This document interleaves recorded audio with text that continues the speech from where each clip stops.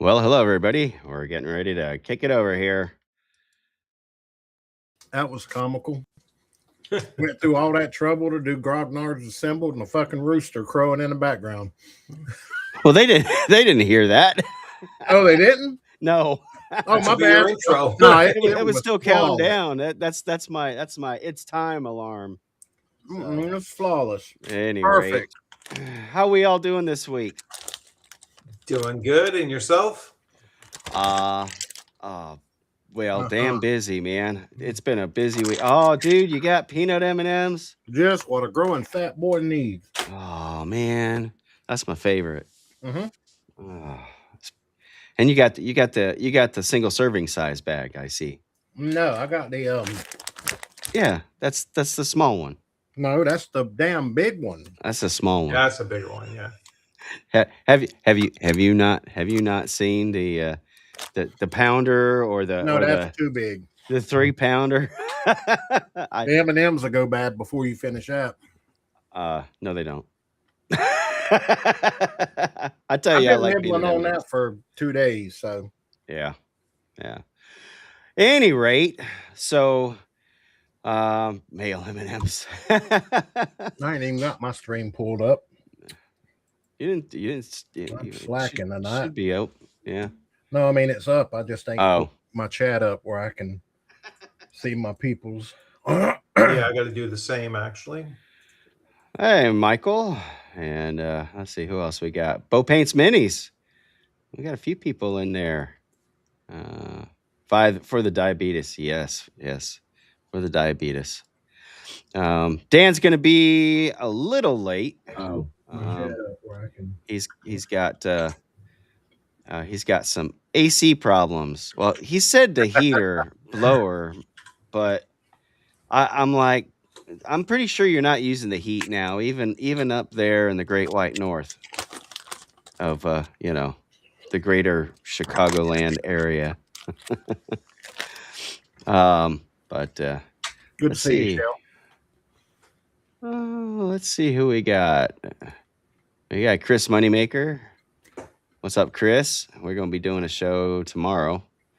Another DarkCon dispatch. Mm-hmm. And we got Bo Paints Minis. What's going on? The male M&Ms there comment. For the diabetes, of course. Yeah, Michael, let me know if I'm going to see you next weekend at AutoCon. AutoCon. Transform. Oh, wait, sorry. Did I? That's Auto. Auto. From the future. Shellback is in the future. Ooh. Good old Shellback. One of my most man? dedicated. How you guys all doing? Oh, got to go to work. Oh, no. Well, that sucks. I hope you'll be able to stream it on the drive. Yeah. Hopefully it doesn't lose connection. Be able to listen to it. We ain't going to be showing nothing fancy. Gary. For the diabetes. Yep. And we got Gary. Let's see. Male M&Ms have nuts. What I meant? Male M&Ms have nuts. I ain't never thought about it like that. Yeah. Even the green ones. Michael. I have a joke for the stream. Is it safe? Oh, yeah, kind of. Well, not kind of, maybe. Anyway, this is back when I was working, and I used to love eating the almond chocolate bars. Yeah. The Hershey's almond chocolate. Yeah, they're good. But I wouldn't eat the almonds. And somebody was like, "Why don't you just buy the regular chocolate, a Hershey's chocolate bar, where you can eat the whole thing?" And I'm like, "What?" And without thinking, I said, "I like to let the chocolate melt in my mouth and spit the nuts out." And I weren't thinking about it. That's a true story. I didn't. Oh, as God is mine, I weren't even. And then when I said it, I was like, "Yeah." That didn't sound right. I knew time I said it. Yeah. But that was Yeah. How you doing, Cam? Super. That sounds lovely. It has seemed like a busy week. Well, I mean, we did the show on Sunday, and then we did Monday, there was a stream that was that was the one with Dean, right? When we tested out his Untold Right. Destiny. Right. And then we did the thing with Agile. What was that, Tuesday, right? Mhm. His launch. And Yeah. then Wednesday we did Babylon 5. Back. And then so the only day off really of streaming or anything was yesterday. And actually I was on the stream yesterday too. So Mhm. yeah. And then You got today. time to stream. You got time to post in Discord. Enough said.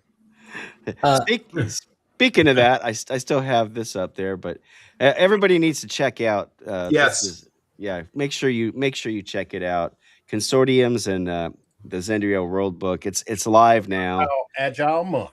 Yeah, and he is and he has embraced my moniker, the Satron Paint of Mhm. the OSR YouTube community. So he's like, no, I like Satron Paint. Don't know what the hell it means, but I like it. So it's me getting tongue twisted. Do you want to bring it up real quick? Yeah, let me see. Well, the Kickstarter or Yeah, It's going to be over 20 now, right? it's over 21. Okay, good. Yeah, let me see if I got that handy here. 199 backers. Someone could be 200. Yeah, they're pretty close to 200. I thought I had that. No, not Dean. Not that one. Oh, that's it. Yeah. Let me see here.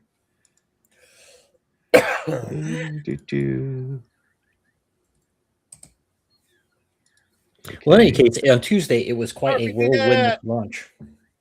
Yeah. What's up, buddy? Yeah, it started off at 4:00 Eastern on Troll Lord Games' stream, and they were on there for 2 hours. And Mhm. who was after him before us? I don't know. It was Erudite. Erudite did an hour. We did an hour. And Roger did an hour, and then we did an after party. And that after party went another hour and a half, I think. So it was poor Agile. He was getting slap happy towards the end. He's had a rough day too that day. So let me see. Yeah, unfortunately, Tuesday night. Well, not unfortunately, but I had my game on Tuesday night, so just a bad night for it to launch. Yeah. We had a great game though. One of the player characters died. Oh, really? 2 others almost. Actually, technically 2 others did, but they were recoverable. But the magic user got knocked down and 1 hit to -19. It was like, nope, I don't think I can come back from that. I was like, no, not coming back from that. Yeah, seen that. Yeah. Dude. Their first dragon. Go. And I think did I hear Dan in the background? I did hear a Dan in the background. There's a wild Dan appearance. Oh, I had a hint. 21,645. Yeah. Are we a language appropriate for young people stream? This is not streamed on any but our channels. Fuck trying- my life. I'm no. trying real hard. What happened? Do I want to know what happened? Okay, in the last 2 weeks, my washing machine has died. The freezer in my fridge has died. When I went to Home Depot today to go evaluate the cost of new appliances, because it's Memorial Day weekend and their sales and stuff, right before we left, I noticed, oh man, the house isn't getting cool. Turns out my Freon line is frozen and has a leak, and that's going to be expensive to the point where, depending on how much Freon they need to recharge, because it's $400 a pound these days, it might be better just to get a whole new air conditioner. So I'm having a lovely day. How are you guys? I'm peachy keen. Oh, cool. Yeah. Yeah. And I had the same situation, but that was last year. And this year they were like, nope, your Freon is it's that kind of day. is 2 generations beyond what we can fill. Yeah. Plus they were like, even if we found it right now, like what was like R22, They said, even if we could find R22, it'll probably cost you about $700 a pound, and you need 35 pounds in the one unit and whatever in the other. They said, or you can shell out 26 grand for an entirely new system. And so that's what I ended up having to do. 26 grand? Yes. Is this like a Congrats, commercial Shell. building? How in the world? It was both upstairs unit, downstairs unit, all the duct work, Oh my goodness. everything. But it was, you know what? In the end, it lasted 21 years. And it was only supposed to last about 12. So they were like, mine is 8. The house is 18 years old. And yeah, the original mine's house, 21. And they said, hey, you got full usage out of it. They said you got almost 10 years longer than what we'd normally expect. It is what it is, you know. Well, 5150 and OU 812 were Van Good Halen albums. So, you know. Let's see. BR 549 was a song, I believe, from the 50s or something like that, wasn't it? So what are you guys talking about? What was the topic you decided on? Well, we were just right now we were talking about peanut M&Ms and being overworked. Yeah, Okay. yeah. James was telling dirty stories. Yeah, I missed the James dirty story. It was a You- PG-13 dirty story. Yeah, he was talking about nuts. This is cool. You know, and He missed it. He should have been here all time. Yep. Any rate, Yeah, screw me for my AC dying. no, I Ain't my fault. I tell you, I've been there. I went Me too, buddy.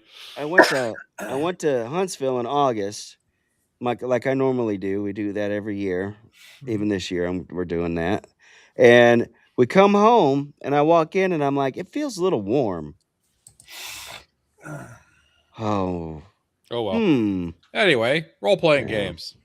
Yeah. So- no, Dan, we got to talk about colonoscopies first. I feel like the universe has given me one this week. I don't need to talk about it. Well, let me tell you, at least 3 or 4 of us could probably tell you all about them. It's my inner workings have been plumbed thoroughly, but at least where my wallet is. Well, one of my close friends that lives up north, or in the Northwest, he owns his house, and his hot water heater went out, and it's costing him $6,000. So Stuff is expensive now. I mean, especially in places like New York. Knock on wood. Damn, everything is expensive. it must be $6,000. It must be a gas water heater. I don't know. I think that's for the water heater and having it installed, the whole 9 yards. Oh, see, I'm cheap. I do that shit myself. I don't think he's too technically inclined on stuff like that. Yeah, I fixed my own that when my air conditioner went out that August, I had to go. I had to get replace the capacitor on it, and I called up a buddy of mine that is semi-retired from the AC, and I was like, "Hey, do you have a such and such microfarad? Blah blah blah." And he's like, "Hang on, let me look." And sure enough, he did. So gave him like $25 for it, and some ribs that I had cooked. So, at any rate, all right. So let's talk tabletop. Everybody that's going to be here probably already is at this point. Make sure you like and subscribe to all the channels. My people don't get here till about 30 minutes in. Jeff, click off the comment so people can see the channels. Oh, I've been doing that, and then you threw me off there. No, don't blame me. Just there you go. But I like to. There's more in here. They don't have to do crap to your ducks. No, they don't. All right. So, Agile is closing in on 22. Still got 26 days to go. So, good for him. Oh yeah. He'll definitely hit his mark. So speaking of stuff that we like, that we looking forward to playing, what do you like to play? I know his stuff is system neutral, so it'll work with anything. But what system would you like to run Zenderia and consortiums with? Rich? I am going to run it with most likely Castles and Crusades, at least to start off with. Yeah. I'm also looking for a world setting to use for Shadow Dark, so that's another possibility.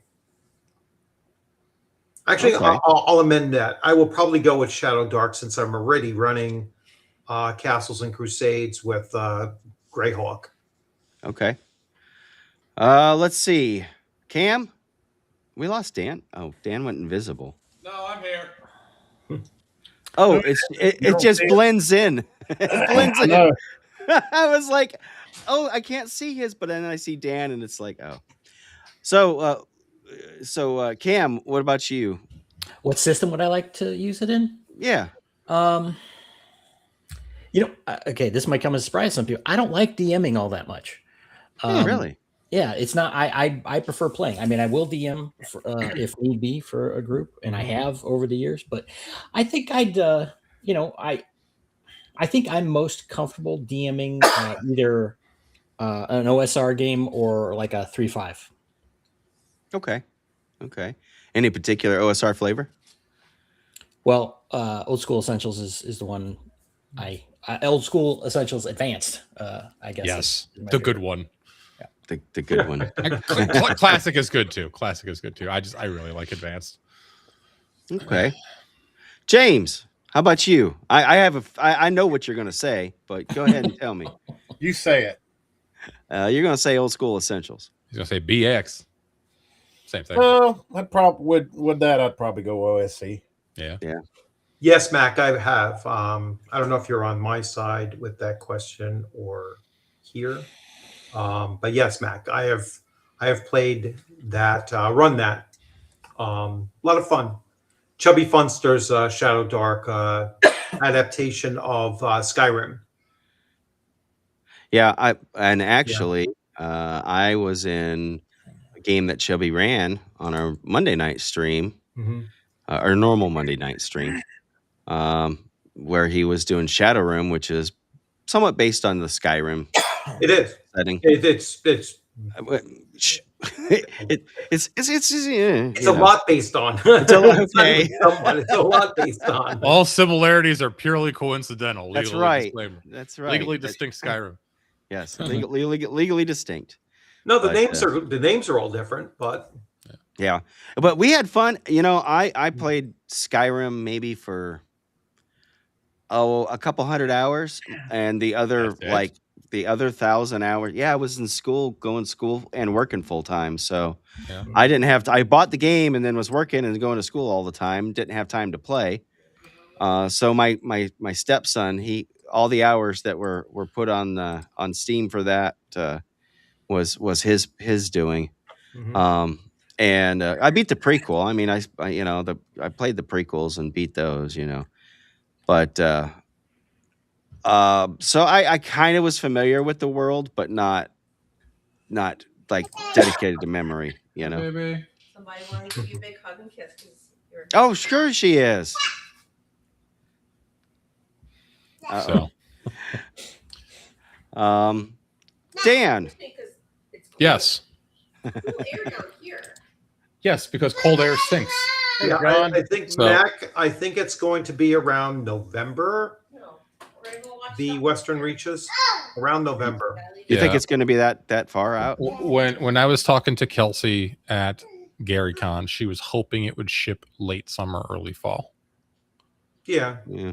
Yeah. Nice, So Mac. I think When was we had this? some hang-ups, I know. plus some delays on her side, personal delays, but First. for the most part, I think it's just just shipping delays and stuff. Damn. Don't die on me now, James. Tell you what. So, let's see. What system would you want to run that stuff with? me? Hyperborea, right? Yeah.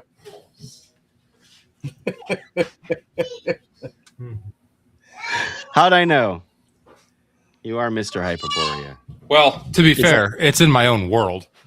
but the system is the best system. So Is that a Hyperborea beach towel, Dan? it's a It does. Hyperborea blanket that I had printed on Zazzle. Nice. That's a real fan right there. It seemed like a good idea at the time, and I had a coupon, and you know what? It was. And So, you said coupon. yeah. Thank you. I'll explain it to you later. Okay. It's a thing. Bye, Hi, man. Cam. Ooh, wait, who's that? Cam's back. Oh, Cam. Did Cam go away? No. Good old restream. Yeah. Can you hear me? Yeah, I can hear you. Can you hear us? Sorry. Yep. All right. All right. No. Do we know what happened to Glenn? Yes. Glenn actually had a tumor that he had to have taken out. So he that's why he is not going to be going to North Texas. But I think he is planning on going to WizardCon in October. Yeah. It depends on how his chemo goes, but yes. Yeah, depending. Yeah, but they surgically removed it, and now he's got to go through. Is it chemo or radiation? I think he said chemo. Probably going to be chemo because that's where I was at. Yeah, They cut the tumor out of me. yeah. Hopefully make it retract. But I got Glenn's book on the shelf here. Everybody should buy Glenn's book. Raider Joe's just bought a set of 3E Hyperborea books on eBay. Nice. Hopefully they weren't too heinously priced there, brother. Isn't that the newest edition? It is. You Then can't the buy it sign. off the website for cheaper? Well, they have the regular ones on Northwood Adventures or Hyperborea.tv, but there was a leather-bound set as part of the Kickstarter, and they printed 1,000 of them. And Yeah, they the are orange books, signed. Yeah, I'll get them. Hang on. They're right here. I get them right behind me. You can see them there. And we got somebody in the chat there, DM Blackwall. What's up, Todd? So We're gonna mine see are- you both in Texas and New York. Mine are number 91 out of 1,000, which I think is cool. Is that Hyperborea or is that? That's Hyperborea. Yeah. Okay. Oh, I like that cover. Yeah, it's very, very metal band. Yeah. But It was out of stock on those shirts. I'd like to get those shirts, but I think those are out of stock. they have a few sizes in stock, but they don't have gamer sizes in stock. Yeah, I know they're small. It was like, what the fuck? Right. Good morning, Jeff. The Asian, I know I'm not Asian 3X anymore. You know, I could probably get away with 1X, but I'm down to 2X tall. I was like, no, small is not going to happen. the Asian delegation is represented today between Shellback and Jeff Whittiart. So we've got that. Master of the Universe movie, huh? Nice. That one I heard looks actually pretty good. So we'll see. I haven't been to the theater since Maverick, so yeah, nothing worth it. Maverick the Western or Maverick Top Gun? Okay, so Bo Paints minis. Okay, so with all the OSE stuff out this month, I feel pretty tapped out. Can you tell me in an elevator pitch why I should back your Kickstarter? Well, first and foremost, it's by Agile Monk, and he's an amazing human being and very supportive of the community across the board. Yeah. That being said, personally, between the two books, so there's two books. There's the Consortium's book, which has just a whole bunch of different factions and cults and different organizations. But the thing that I'm excited for, I'm a huge generator guy. It also has like the rules and methods for creating your own, which I'm super pumped for. And you give some examples on how you would go about creating them. So so like that's big. I think that's huge. I'll definitely be enjoying that and be using that to flesh out my world, because honestly, one of the things I'm not great at fleshing out and describing is NPC factions. Right. Because I'm a very seat of my pants, no prep DM. So I just kind of make it up as I go. So it'd be good to maybe give some structure to at least that little portion of it. The Zendria World Book also looks cool. I will readily admit, I don't know how much, I don't really run in other worlds with the exception of my beloved Hyperborea. So, but I will still absolutely, read through it and appreciate it. But I'm the kind of nerd that just reads RPG books for fun because that's what I do. There's always something worth, cannibalizing or repurposing or getting inspiration from. So, yeah, I think the consortiums, because that's, I like how he pulled a Gygaxian word that, a high Gygaxian style word, anyways. As we just used to call them mayonnaise words, But I kind of like how he for the title. They were looking for something that was almost an archaic term, and that kind of works. Yeah, So. The only other world I've really run extensively in is over my years is the Lost Lands, which is the Frog God Games Swords and Wizardry world. Aside from, hi Jeanette. I'm bringing a lot of Frog God You could hear her, huh? with me to CNY also, Dan. You're bringing a lot of what to CNY? Frog God games. Oh, okay, cool. Supplementals and things like that. Not games, supplementals. If you happen to have a collector's version of Bard's Gate for Swords and Wizardry, the leather-bound one, that's literally the only one I'm missing. Nope, I don't have that. Damn. So, but yeah, I mean, I'm bringing like two whole boxes of stuff. Yeah, got to rep Rogers Con. Yeah. So, I got to get that. I got to get some of those shirts too. I'll get one when I get there. Bigger. What? Is he going to have some? Yeah, he said he will. Wait. Okay. If not, I better buy it soon. Yeah. We got what? One. We got 2 weeks. Not even a week until North Texas, and then we've got a little over a week until CNY. To Bo's question, I'm 95% certain the hardcovers are still in binding, but I will ping Mr. Agile Monk and just double check because he's my friend on Discord. Yeah, I'm shocked he's not here yet. Was that Dan? Was that a dig at me? What was that, Rich? Was that the only color that they had, or? Oh no, they had a bunch of colors. I just tend to go for like the heather colored shirts because they're part polyester instead of all cotton, so they're lighter. There's less color options in the heathers, right? Or yes, the heathers are usually like the gray or maybe the blue heathers, but they had red, so you can get like the Beckme red box if you want. That was the first year. That's what I was saying. Like I told him, I was like, you should cover Beckme and do the same color scheme as Beckme is, and that way you could have them all. So the last one would be gold. Yeah, and that would be year 5, I believe, for gold. And then he could do a rainbow colored shirt. No, I don't. So. I don't think so. Roger's going to kill me for that one. Mm-hmm. I drove Jeanette away with that one.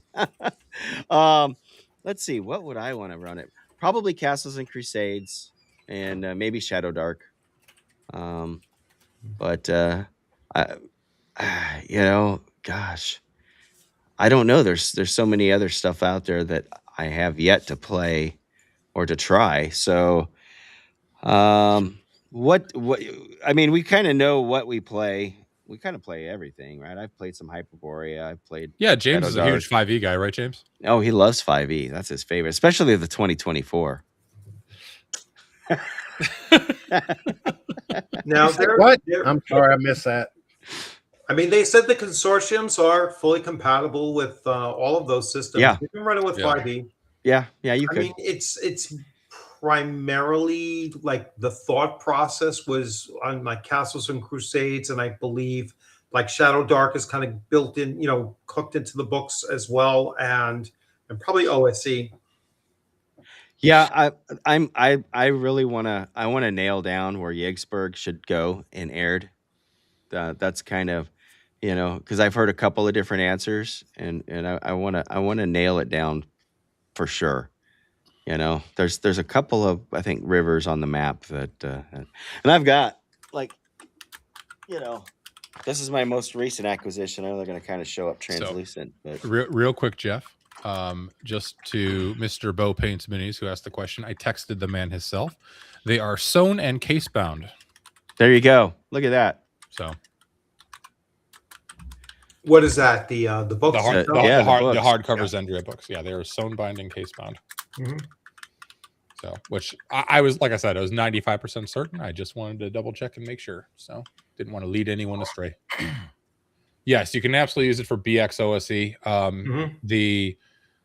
The Castles and Crusades stat blocks for everything you can just use in BX and OSE directly. Oh, yeah. I regularly use in OSE Advanced, Hyperborea, AD&D, 1E, Castles and Crusades. Like literally just drop the same exact monsters in, no problem whatsoever. Yeah, Yeah. and that works both ways. You can take Yep. any of the old classic first edition, second edition, Mhm. whatever modules, pretty much straight over into CNC. Yeah. There's very little. Now, if you're going from 5E to CNC, there is a conversion guide Yes. that Yeah. they have. And it's free. You can get it right from trollords.com and download it there. And that'll help you convert from anything from 5th edition over to Castles and Crusades. So Yeah. but any of the classic stuff, yeah, you really don't. The only thing you need to worry about maybe is the way that, armor class flipped around, where it's Yeah, but that's an easy ascending. conversion too. Yeah, that's Yeah. really easy, Either I- 19 or 20 minus armor class, minus descending AC equals Yeah, right. ascending AC. Yeah. Right. Yeah. It's real easy. Like I know that technology and TikTok has made people really dumb, but I really hope that the average person can still subtract. Otherwise, we're doomed. Have you seen, there's all these things with teacher failures. And Rich, I'm sure you would love to address Squirrel. this one. What teacher failures? Like the old if it takes 10 minutes to saw through a board, how long does it take to Oh, yeah, make yeah. 2 cuts through the board, Yeah. It's Uh, when they in some cases like trying to explain Common Core math, It doesn't make sense. which is it literally just takes what we used to do in 3 steps and makes it 7 steps for like Yeah. no freaking reason whatsoever. It's like Yeah. no, I don't have to show my work because I'm doing it all in my head. Right. It's like I can do a 2 or 3 step math problem in my head completely and not have to show the work to get there. It's So- like then they even got worse when they started saying yes, Bo, you could. when they Right. clicked off for a second when they started saying as long as you get the concept of it correct, like so Are the M&Ms empty now? 4 plus 3 is 8. All right. So now most of us would say no, 4 it's plus 3 7. is not 8. It's it's 7, but they would get partial credit because they knew that the sum had to be larger than the 2 parts. That's insane. You know what Okay. I'm saying? So they would get partial credit for that. All No. right. They would actually lose more credit for not showing their work More than kids. they would for getting This- the wrong answer. This It's is like, done on purpose to make people stupider so they are Yes. easier to manipulate. Yep, Not even that's- conspiracy that's theory. exactly- That's why they do it. intentionally dumbing down. Yeah. Yeah. About You know- 6 years ago, I got into a fight with my niece's first grade teacher because her first grade teacher was wrong about math. And she marked something wrong that my niece did right. She didn't do it the Common Core way and show her work Yep. the Common Core way. And I got a call from the principal because it turns out when you call a first grade teacher cuss words on the phone because she's being a moron, that I'm sure that was not the word used. no, it rhymed with dumb Bitch. buck. Oh. But yeah, so that was awful, and they do it on purpose to make people stupid. It's not even conspiracy Yeah. theory. Yeah, no, it's I ran into the same thing in teaching history and when they started coming up with these questions. I mean, I used to use what was called Bloom's taxonomy, right? So that's how you get the higher level questions and everything like that. They wanted everything just like sanitized down to the point that it was like there was no critical thinking left in it at all. Right. Yeah. It was like I was like, I'm not teaching it that way. That's just not, what I'm going to do. And I don't care what these stupid questions are. I said, Yeah. I am going to create my own questions, do my own curriculum, and based on, at that point, it was like 20 years of teaching, told me that I know better than you, and just went with that. Yeah. Anyway. I don't know. To bring it back to TTRPGs before I start getting political, because Yeah, I've had a crappy weekend on drinking scotch. This is why you need to get your kids into D&D. Yes, and because it'll teach them particularly math, the old school stuff. especially with descending AC. It'll make them better readers too. Yeah. Absolutely does. Yep. So, yep. But James, I have a question for you, and I'm going to go around the horn with this. I know it's been a little bit since you've ran a game, but of all the games you've ran over the years, do you have a favorite module to run? Yes. Mm-hmm. What is it? Ruined Tower of Xenopus. The Holmes Blue Box. Nice. All-time favorite. Really? Why? I don't know. Yeah. I use that that event because pretty much just about every long-lasting campaign I run, I build off of the Xenopus adventure. Really? And I expand on it. And I've got a killer one lined up for my group. And the first one they're going to is the tower. Only this time it's been renamed because it's in a different location. Like, I think the mage is different, but same premise. Very cool. I've actually never played Ruined Tower of Xenopus, so maybe one day you can run it for me. I've run it countless times, and it just gets better and better because I think of new ways to expand on it each time I run it. I have opened that with that adventure with my converted to OSE Lost Mine of Fandelver, and went straight into the Underdark. I mean, later on in the levels, but I tied it all in with Nazar, which I renamed Nazar because that sounds nasal. But that was the dark elf with the spider staff, right? Yep. Okay. It's been a while. Cool. Cam, what about you? And I know you don't like the DM that much, but maybe favorite module to play in. Well, the only one that I really have, nostalgic affinity for or anything is Keep on the Borderlands, like Mark just mentioned there. That's the one that I do think about and had a big impact on me. But most of the games that I either ran or played in over time, I'd say maybe 10% of them were published modules. Yeah, so it's been much more homebrew kind of stuff. Yeah. Okay. Jeff? I don't know, man. I've run a whole bunch of things. I ran a lot of stuff in 5e, and the 5e versions of a lot of stuff is just incomplete. Or complete in the exact wrong areas when they just tell you a whole bunch of stuff you don't need to know. Right. It's very, oh God, especially the early stuff. The early stuff was just not even finished. It's like it was rushed.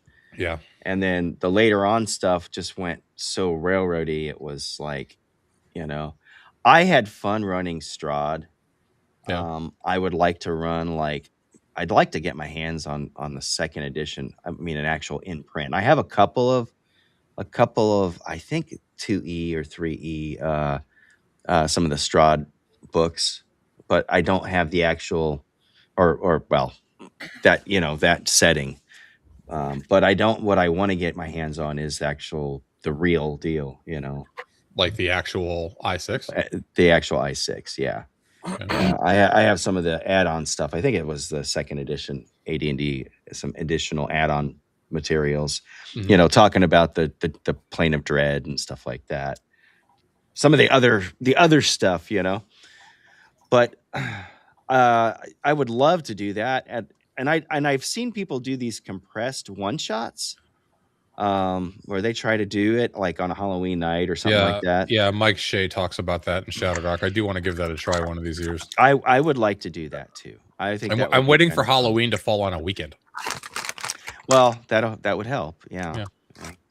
So that one was fun. Like I said, I've run it a few times, but they didn't get too far into it is the problem. And then, something happened with the group. So, other than that, most of the stuff I ran, was in Forgotten Realms. Okay. I mean, So- even in third edition, it was mostly Faerun. I never ran anything in Greyhawk. All right. But Rich, what about you? I would go with, and I see Matthew already put it up there too. Is I would go with Against the Cult of the Reptile God. I love that. That's a I love that adventure. I've used it multiple times.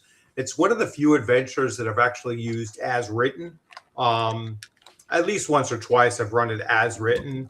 But at this point now, even if I run some of those classic, adventures, I'm always twisting them and turning them around, into my own thing. Sometimes to the point that they're not even recognizable as what they originally were. I'm a big fan of snatching maps, because I have no ability to make maps whatsoever. Oh, I love maps. I love maps and I love Saturday map show. Yeah, so I just go with that. But that's probably one of the ones that I enjoy running the most. I would say Keep on the Borderlands is another one, highly modified and changed. I also like the other one, the Tomb of the Lizard King, is another great, very difficult one. Considering its level range, that's probably one of the toughest. I think it's 5 to 7, and that is one of the toughest 5 to 7s out there. Does anybody want to try to guess mine? Jeff, I've mentioned it to you before, and I think I've mentioned it to you, James.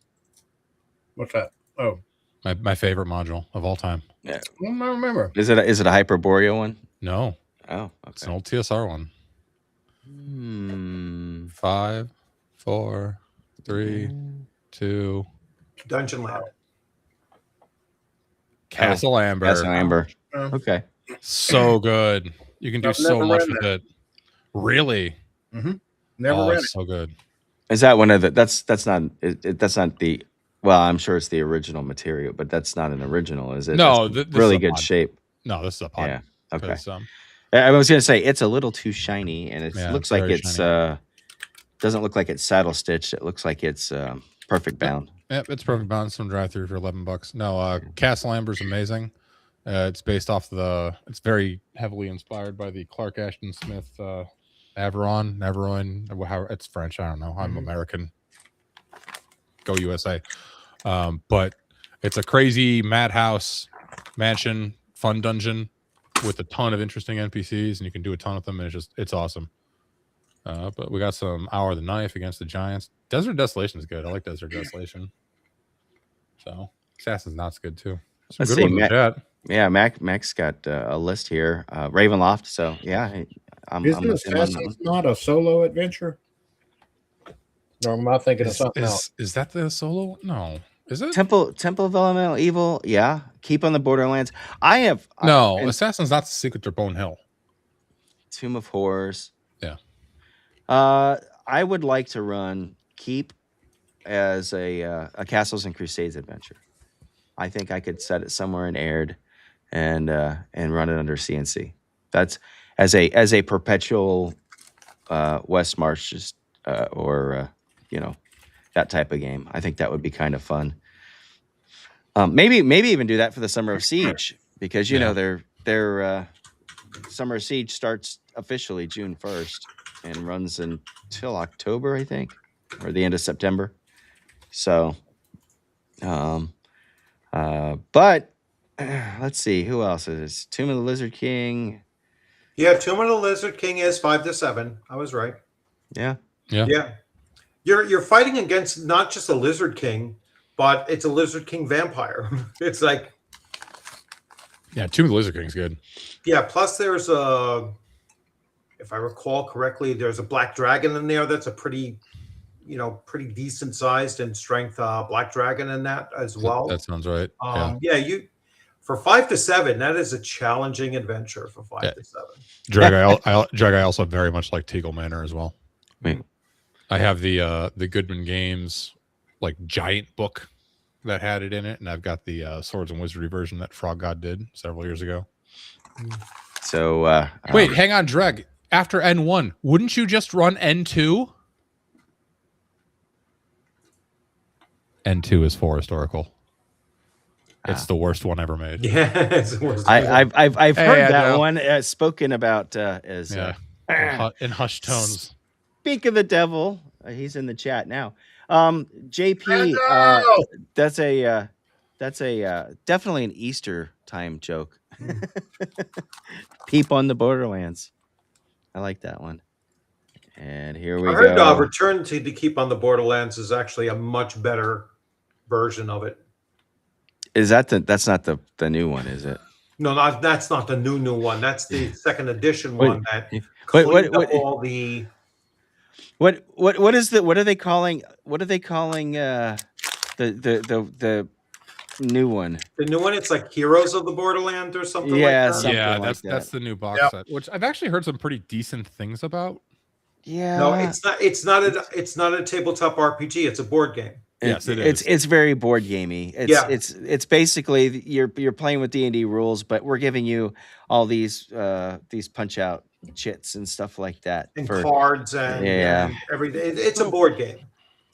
yeah. Watching futile attempt to try to bring OSR people back, failing horribly. Aw, dude, I told you, don't be frazzled. Hope you feel better. Yeah. Yeah. You're doing good, man. You're doing good right now. You're almost ready to cross 20. Well, Has he hit messed it up. 200 yet? it refreshed. Yeah, he's one shy. Yeah, one shy of 200. We need somebody else to put in, and so we can have 200 backers. Yes. But Shoot on the Yeah, Borderlands. Dreg, I have not run all the way through U1, U2, U3. I've only ever played U1 and U2, which is kind of cool. But Agile's in chat everywhere. He's like, Agile is ever present. yeah. He's like the force. All-knowing, all He surrounds us and Yeah, binds us. he's omnipresent. He's He's not omnipresent. impressive. So Let's see. and brings us all together. I don't think you're wrong. It is trying to, but when you try to, well, we could get into a whole different topic that I don't even have written down with that stuff. But that'll send someone into a tizzy. I don't know who that would be. he's not watching. It's me. Oh, you It's don't me. know. It's me. Oh, Oh, yeah. So you're so not taking James. that damn heavyweight championship from me. Negative. Yeah. You don't want to compete with me. Yeah. Firing shots at Watsy. Yeah. Well, they are trying to lock their players or lock their fan base To a paywall. but to a paywall. Yeah. And everybody now is going to have to pay. If you want to keep your stuff, you need to pay. Even if you I want think it's funny. you cannot play in a subscriber-based game if you're not a subscriber. Right. Yeah. Yeah, So that's- it is It's either they're paywalling forcing the you to content. pay or you can't It's play. paywalling your member group that you might have been playing with now for years, and all of a sudden, you're not going to be able to play with those people anymore. Yeah, You well, won't be able to share content either because they can only share content With that they other purchase subscribers. with If other subscribers. so This is worse than the OGL scandal. Oh yeah, It is. this was their intent all along. Yes. I think it was a double fake. Ah, shit. We done got off on this rant. No, Yeah, it's I know. okay. No, It's I all knew right. that was Friday. gonna Somebody get us back on track. Okay, I have a great idea, James. When you are all moved in and everything's settled down, I think that you should re-enter the DM marketplace by running Tower for me and a couple of your YouTube buddies on your Discord. I think that'd be a lot of fun. Might have to. I think that'd be a lot of fun. I'm still trying to get all my stuff settled. Monday's gonna be a busy day. Yeah, Yeah. I've got a lot of stuff planned for Monday. we could make it a You will own nothing. and we you could will make it a 2-night event. One night you run Tower for like me and like 3 or 4 people, and then the next night I'll run Hyperborea for you and the same 3 or 4 people on your Discord. That would be interesting. Yeah. That'd be fun. Well, Yeah. I'm digging Hyperborea. what I might do is I have to wait and see. I'm waiting on one of our core members to make. She got promoted. He did get his promotion, so now we're Cool. going to see if he's going to still Me be able to neither. play. And then once we get that info, I'm going to start working on my campaign, and if we got a spot, I might just bring you in. Cool. There you go. Look at That'd be that. fun. I'm always Eat looking for a the game to bugs. play in. Yeah, my I'm goal is to getting try to burnt get out being the forever GM. Aria. I like running games. I have so much fun because I get Well, into no, the I love NPCs and it I act like too, a fool. When you're Somebody running said- 3 a week, Somebody Yeah. said that they hated being a player because there wasn't enough for them to do after being a forever DM. I can see that. You know, it has to be a 100%. well-run game. All right, it really does, because Yeah. then all of a sudden I start looking at it and thinking, well, if I was the GM, I wouldn't be doing it this way. I mean, I had the last time that I had a really bad experience with it. It was like Agile. I literally wanted to. I'm trying to, I Matthew. literally wanted to just throw my character's life away and do something that was just like an impossible mission kind of thing. I got so frustrated with just the withholding of information, and it was like we've been playing. We literally played for like 12 weeks and accomplished nothing because we could not find this one pathway that he had, and he would never reveal any kind of hint or tip or anything with it. And for like 12 weeks, we were just like, we don't know, man. We do not know. And he just refused to give it away. It was like the whole thing fell apart to the point that I was like, if this NPC who we're trying to help doesn't give us some information, I am going to just attack this NPC. Oh no, you can't do that. You're a ranger. I don't care about my alignment. I'll become a fighter. Not a problem. All right.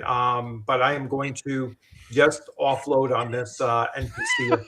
She does not help us. My last act as a ranger is going to be a good one. Let's go. Yeah. So it's just, so that was like my last experience, like main experience of playing as a player. And I was like, it put me right back into the GM seat. I can tell you that. I was always had that apprehension about running games at first. And we had a roommate, Sean. He was a a forever DM. He loved Forgotten Realms. In fact, I referred to him as the walking encyclopedia Farunica, because he literally knows everything about Faerun. But he decided that he didn't want to run. He wanted to play. He wanted to take a break. So he told me I should try it. I said, okay, I'll give it a shot. Why not? What the hell? I found for the first time in my gaming life that I was literally fully engaged. All cylinders were firing. I was just like, I loved it. I loved running a game. It literally just, there was something to do. It fit so well with my ADD, It was like, there's all this stuff going on all at the same time. It was great. So I love running games. There's just nothing like it. Now, Cam, I know you're more like, I'll do it if I have to. Yeah. And that's kind of how I was that first time, but yeah, I've never, again, I've campaigned run fairly long campaigns, and it's even then I never loved it. It's just, I don't know what it is. If it might be because of maybe what I expect from my players isn't what other players like to do. I kind of, the best games the games I remember are ones that are bordering on, acrimonious with the DM, meaning the DM is really pushing you, and the players are very engaged in pushing what they want to accomplish. I like that kind of high tension game. That doesn't mean that I haven't enjoyed casual games and fun games and things like that, but the long-term campaigns that really, your characters have some kind of goals and things. has worked out best when the stakes are high. And it might be me as a DM that I don't want to push the players that much, or maybe my players haven't been that motivated, or the combination of the two just didn't work. But as a player, I've had DMs that have been very willing to be very aggressive and really, give us as much challenge as we are willing to take. So, Yeah. Let's see. Well, how about you, Bloodworth? What is it about running games that you like? I would say mostly to see how innovative Matthew the Sherman, players yes. get.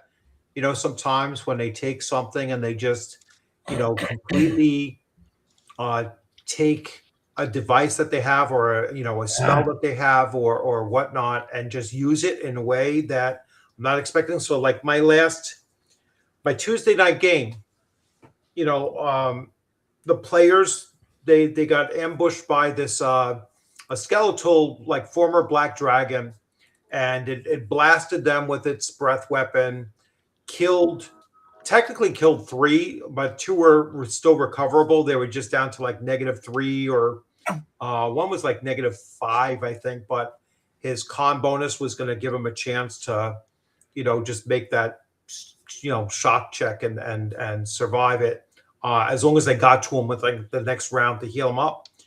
So they were in a mega dungeon, so I gave them this object that would cast a protection from, a protection spell, a wyvern watch spell, and and kind of like a camouflage kind of thing. So allow them to kind of secure themselves. So he didn't want to do a turn undead. The priest didn't want to do a turn undead on birthday, Shellback. dragon, because if he failed, then the dragon was going to get another shot at them. And so he was like, no, I got to do something that's more. So he says, can I use this device and use its protective bubble to at least force the dragon away?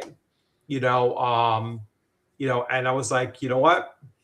I wasn't expecting that, but perfect. I says, I'll allow it. And so he did it. The dragon failed its saving throw. And I was like, all right, it's backed off. All right. And then they figured out a way of, they knew that there was this giant snapping turtle in another room in a pool, and they knew that was their only exit out. But the giant snapping turtle was, its bite was like 3d8, and it was enough to practically kill any of them. And so they just came up with a plan of luring the dragon, once it got through, to follow them into this thing, and then with the hopes that the turtle and the dragon would fight off on each other. And the cleric stayed behind and cast a sanctuary spell on himself, so that the dragon couldn't attack him, and he kind of just waited, so that once the turtle started to approach, and then he just got out of the way. He dodged out of the way and let them clash. And the turtle ultimately killed the dragon. And then they just fled, But I was like, it worked out perfect. They were able to recover the body of the magic user who was killed. And the other 2, they managed to, patch up and get to level 0 so they can bail them out of there as well. So that's what I like about running, is when the players come up with a solution that I wasn't anticipating. Yeah. So, what about you, James? What? What about you? What do you like about running? I don't even remember the question. I love you, Rich. Oh, Lord. Sorry. What was somebody? Hey, before somebody tells me what we're talking about, happy birthday, Happy birthday, Shellback. All right, what are we talking? I'm serious. What do you like about being a DM? Oh, okay. As opposed to a player, as opposed to being a player. Okay. Yeah, have you been smoking that wacky Well, weed or something? You know, James, while you're doing that, let me make an addendum to while you're thinking about it. Let me make a quick addendum. I love settings and I was gonna stories and forget things. again. Well, not. It's gonna be very quick. And so I like doing like building Take your time. background information for games and things rather than running it. So maybe if I was like to team up with a DM that really likes the mechanics of running the encounters and things, we would be make for a good team. You could be a co-DM. Like a dual Yeah. DM type of thing. Yeah. I could see that. I could see that. I've done that 'Cause before. It worked all right. I mean, you're the one who digs into the mechanics, right? Whenever we have a guest. Oh, I do. I actually, I do enjoy mechanics, but Joe. I think of it from a player standpoint, I guess, oftentimes. Yeah, Sorry. too many M&Ms. That's what the problem is. He's Got always too many going M&Ms. to. You know what? That Rode mic did an excellent job picking up every single bag crinkle too. Oh, it did. Oh, yes, Yeah, it It was did. amazing. We're like sitting here going, Might have to get that. Hey, Shadow. All right, let's let James. Okay, go ahead. go, James, what do you got? go, yeah, go. It's all yours. All Before right, you what forget do I again. like? I don't know. I mean, I like telling stories. Yeah. Always have. I have a habit of I have to make myself not over prepare. Mhm. Because when I get to working on a project, I just lose myself because the story I love starting out with a fresh story. Like I was saying with the Ruined Tower of Xenopus.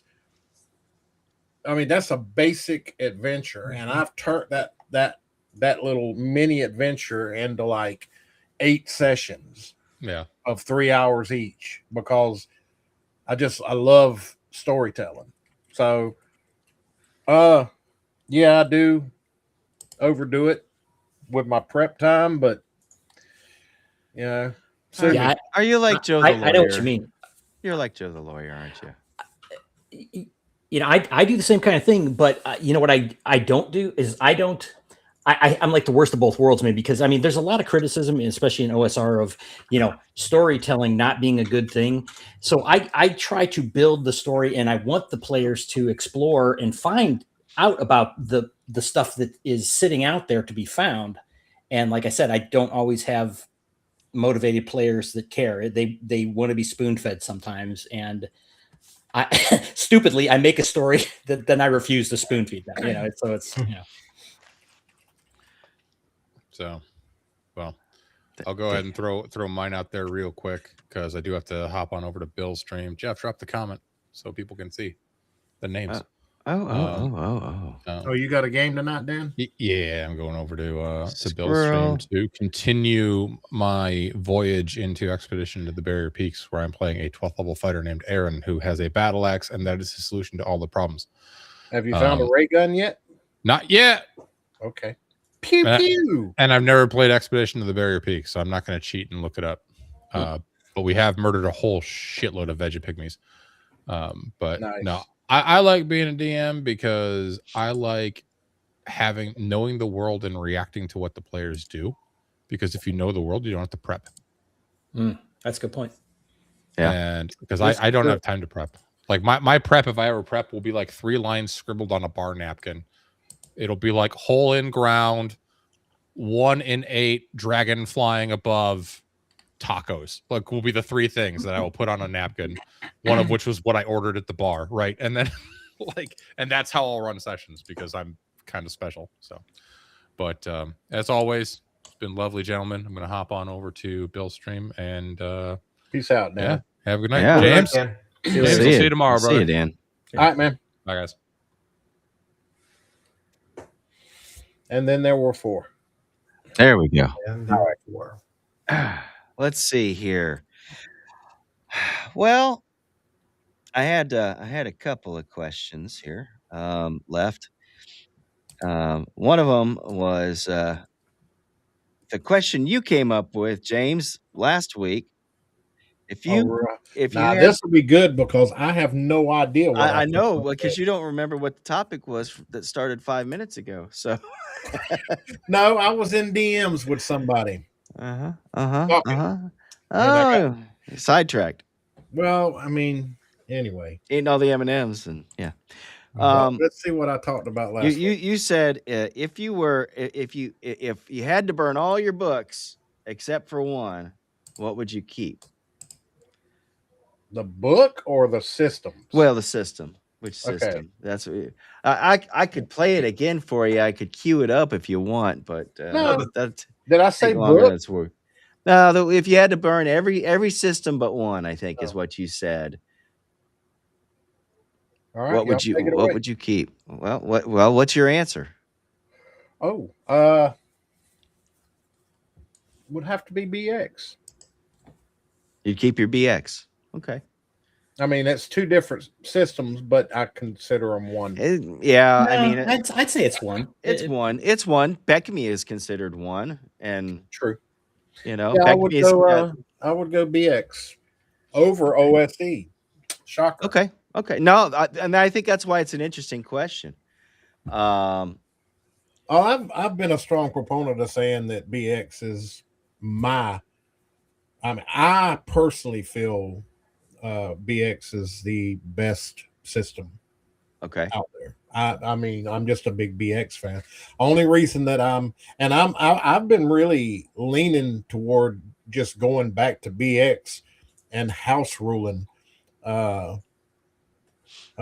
stuff from OSC into my BX. But isn't OSC classic essentially BX Yeah, just but cleaned up? somebody made this statement, and I don't remember who it was. It might have been No One of Consequences. Matter of fact, it was No One of Consequences. No one are you. If you're still in chat, pipe up real quick because you're going to recognize what I'm fixing to say. He said something along the lines of he was looking at running an OS, the OSC system, but new players, he asked them, do you want to play D&D? And then but it wasn't, OSC doesn't say Dungeons and Dragons, and it would confuse them, and that's why he is a BX guy. Something along those lines. Okay. I wish he was. I don't think he's either AFK or He may have gone to Bill's stream. Yeah. that's a possibility. Let me see if he's still in my chat. Yeah, he's gone. So disregard. But yeah, he said something along those lines where OSC. Mac is still bringing up adventures. Good job, man. Dragon Mountain. Somebody sounds like they're great. Yeah, but I'm big BX. And Joe Rice, he's the real Joe Rice. What's his handle? This is Joe Rice. He's one of my old core players. We basically played BX. It was OSE, but it's the same system. So, and that was his first game ever. And I run him on Ruined Tower of Xenopus. Okay. So, of course, naturally. Yeah. Cam, what do you say if you had to burn every system except one? I know what his answer is. Which one would you keep? Yeah, I think it would be 3.5 D&D. Just I like, I other than homebrew stuff, it's the single system that I've played most. So, and again, I didn't really talk about it on this show, but I started out with BX and AD&D very quickly, and then I went to homebrew for like 15 years. So I don't have like a long period of playing that, and then I eventually went back to 2E playing just because of the groups I was in. And then into 3. So I don't have I don't actually have that much time in the old days with BX. Well, I hate to tell you this, 3.5. Well, third edition came out 26 years ago. Yeah, I know. Yeah, well, that's funny because in the back room we were talking about campaigns or whatever, and I'm like, I read this campaign, and I'm looking back at the dates. It's like I ended it in like 2002. It's like it started in 2E and went into 3 and 3.5 or something, or maybe 2004 or whatever I ended. Anyway. But yeah, I actually know a lot of it's not popular to say. Mac agrees with me. Thank you. Mac does. I don't find any problem with it, and I mean I like the old school stuff too. I really kind of cross through a lot of them.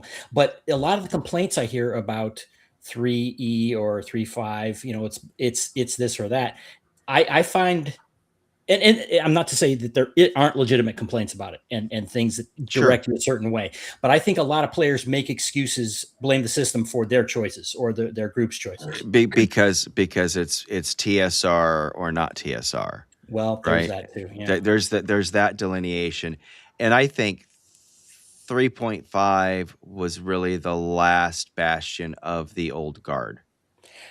I personally think when third edition came out, I said, man, this felt like first edition to me in a lot of ways. In not in the mechanics, obviously, but in the theme of it that came through. You know, it felt like a cleaner version than the late second edition did. I mean, it had ascending armor class and used a D20 mechanic as a core, but I mean, really, that's, you know, the feel of it. Yeah, it had the skills thing, and I liked the skills thing, especially back then. You know, you and I have had that discussion many times. Mm-hmm. You know, I liked the skills, but yeah, they kind of went overboard with them later on, and well, I know this isn't really supposed to be a third edition discussion, but I don't know if you guys remember when third edition came out. They were publishing like previews in Dragon Magazine, right? And at first when I heard about it, I was like, oh, screw this, I'm 2E all the way, you know, because I was really into playing that. And then I started seeing the things and the way that they presented it. The characters had a focus, right? It's like fighters are about feats. It's like this is what they do, and you know, rangers are about favorite enemies. And I liked that. The clarity of what the class focused on. It didn't turn out that way, obviously, because it was very modular in what you could do, but I liked the initial concept for those things. Time flies, and so does a halfling thief. When the barbarian didn't bring a javelin into the combat. Oh, Lord. Mac agreed with something I said. I maybe it was the TSR. This is not TSR, so we have to hate it. But you still, like I said, you had a lot of. I mean, Jim Ward did stuff for third edition. You know, some of the classic guys' names are all throughout those books. It wasn't until WotC of the time is not WotC of today. WotC then was not the WotC that it became. Yes, and actually.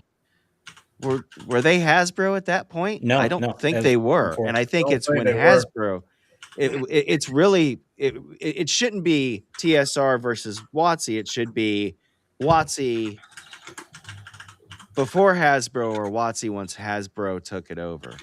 I think that's when things started going. Yeah, it was a definite down the shitter.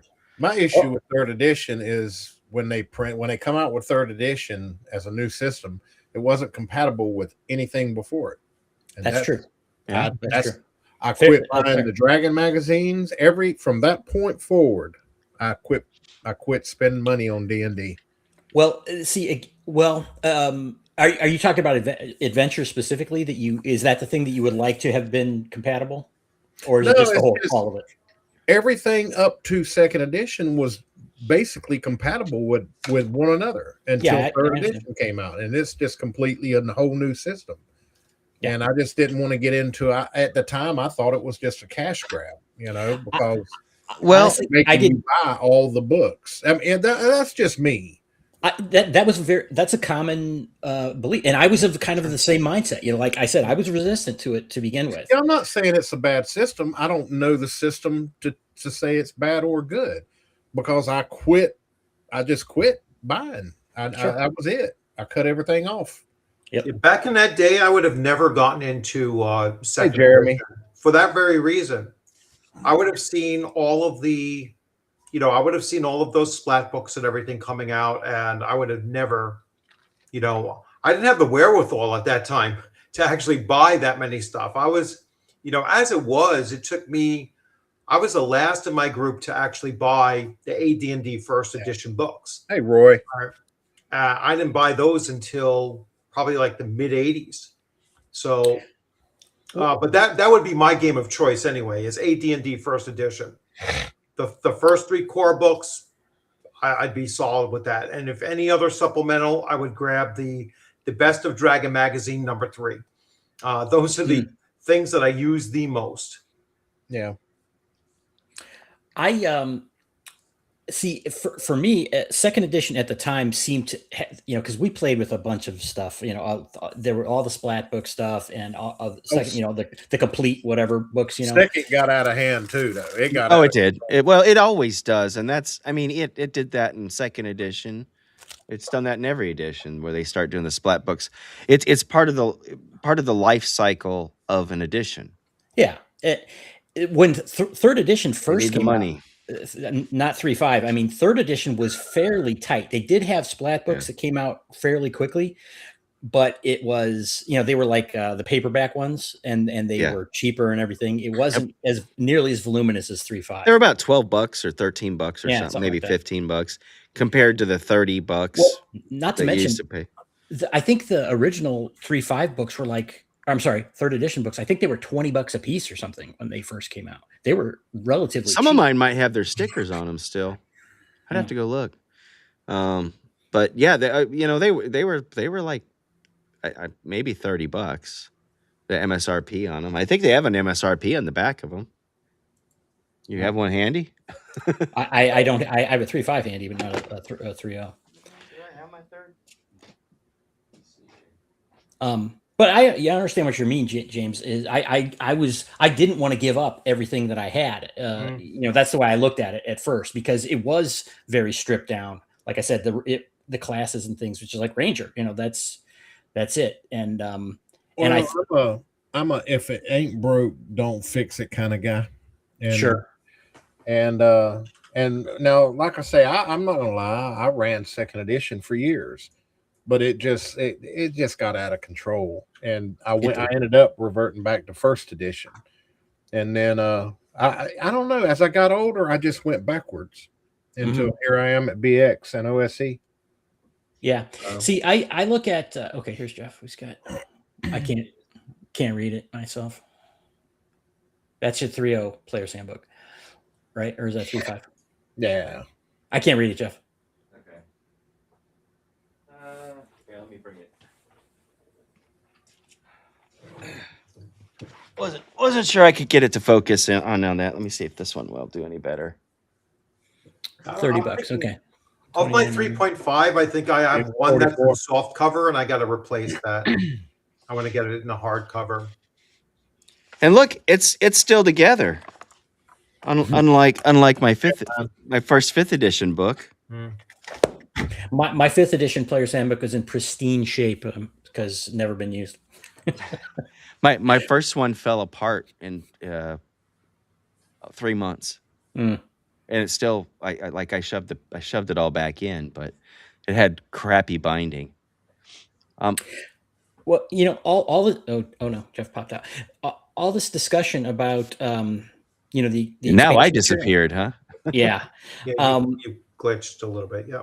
Yeah, I really do like having all this material to draw from, but at the same time, I hate bloat. It's like, or I vacillate between, being interested in it and then just being like, I'm tired of this. I want something simpler, which is why something like OSE does appeal to me. I don't know if you guys do you prefer just like the core stuff, in a game and not really just to deal with expansion stuff as it keeps coming out? My favorite thing for 3rd edition was my Forgotten Realms campaign setting. I loved that book, and I loved the whole concept of it. And yeah, I think you and I have talked about it. The non-human races are not the same races as their counterparts on Greyhawk. An elf is not an elf. A dwarf is not a dwarf. They are not one-to-one exactly. They may be similar, but they are not the same. The elves have a different build, different height range, different age ranges, different, skin tones, Well, they go kind of deep into the subcategories within those races too, right? Yeah, and yeah, so you got moon elves and sun elves, and different, and the wood elves and stuff like that. But they were all very. There was a whole lore behind them that Greenwood had done.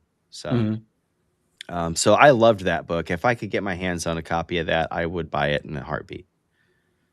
You know, that's one that I would buy it up if I found one. But yeah, but yes, they did make too many splat books, and as Yeah. I said, that is the life cycle of an edition. They're everybody who has bought who needed the DMG has already probably bought the DMG. Right. Most people have lots of copies of the player handbook by this time, late in the cycle. Spooky. So they're not buying those, Well, I mean, even first edition, came out with Unearthed Arcana, right? right? Not to mention that like Rich mentioned that the Dragon magazine had a lot of expansion material in it over the years. Personally, I'm a huge fan of Unearthed Arcana first edition or 1.5. I love it. That's one of my favorite books. I do too. I couldn't afford it when I was a kid. And I sat there at Walden Books or whatever, and you read it piece by piece every time that I visited. And I never had a copy until I got a reprint, a couple of years ago. But I was always excited by that. I was like, this is cool. This is, got this neat stuff. And I know that's, again, not a particularly popular attitude anymore to have expansion material. Yeah. But I thought it was very cool. I'll tell you the stuff I love. Yeah, the stuff I love. I love my Castles and Crusades books. I would probably not get rid of them at all. They have a lot of expansion material, right? Yeah. I got a stack behind me, a stack on the shelf. The thing is they don't have different editions. Now, right. I know there's some people that like different printings. Really, is what they. Yes. It's all totally compatible with each other. Yeah. Now there is a Reforged. So if you could maybe call that 1.5 edition, if you wanted to stretch it, but really all they did was they freed themselves from the OGL, like many other people did. And I know some people complain about that. Maybe that's a good topic for another episode.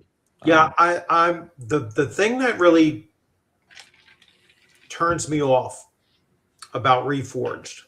Well, two things. Number one, the Monsters and Treasures, the index just has A through Z listed. Does not put the individual monster names in there. So you don't know what you're looking for unless you filter through the entire book. All right. And because they changed the names of things because of the OGL, then you don't even know where they might have put, the new names. And so if you're looking for an Aboleth, all right, it might not necessarily be an A. It could be something, someplace completely different than what you're looking for. So that was my first big gripe. And they were like, oh, well, we really can't, there was a layout issue that they couldn't get the typeface to fit onto just one page if they did that. And I was like, so then you go to 2 pages. You don't take the names out of that. All right. So that was one thing I was not a big fan of.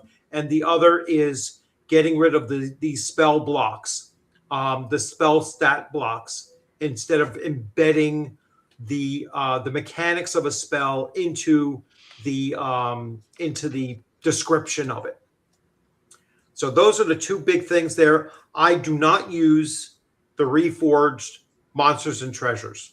I kept my, what was it, the 8th printing instead. Their printing numbers don't match up. Like the DMG's 8th printing versus the right. The player handbook is on the 11th printing right now. So, in fact, it's over there. I've got the patch for it. So Agile would argue he thinks that Reforged is a new edition. Like I said, maybe 1.5. I think it's mostly errata, and they changed the names of the spells, and that's that. What do you think about this topic for next one of the next ones here? OGL free or not for me? Yeah. So, um, I wouldn't reject something if it still had an OGL in it. yeah, I mean but a lot of people are going OGL free.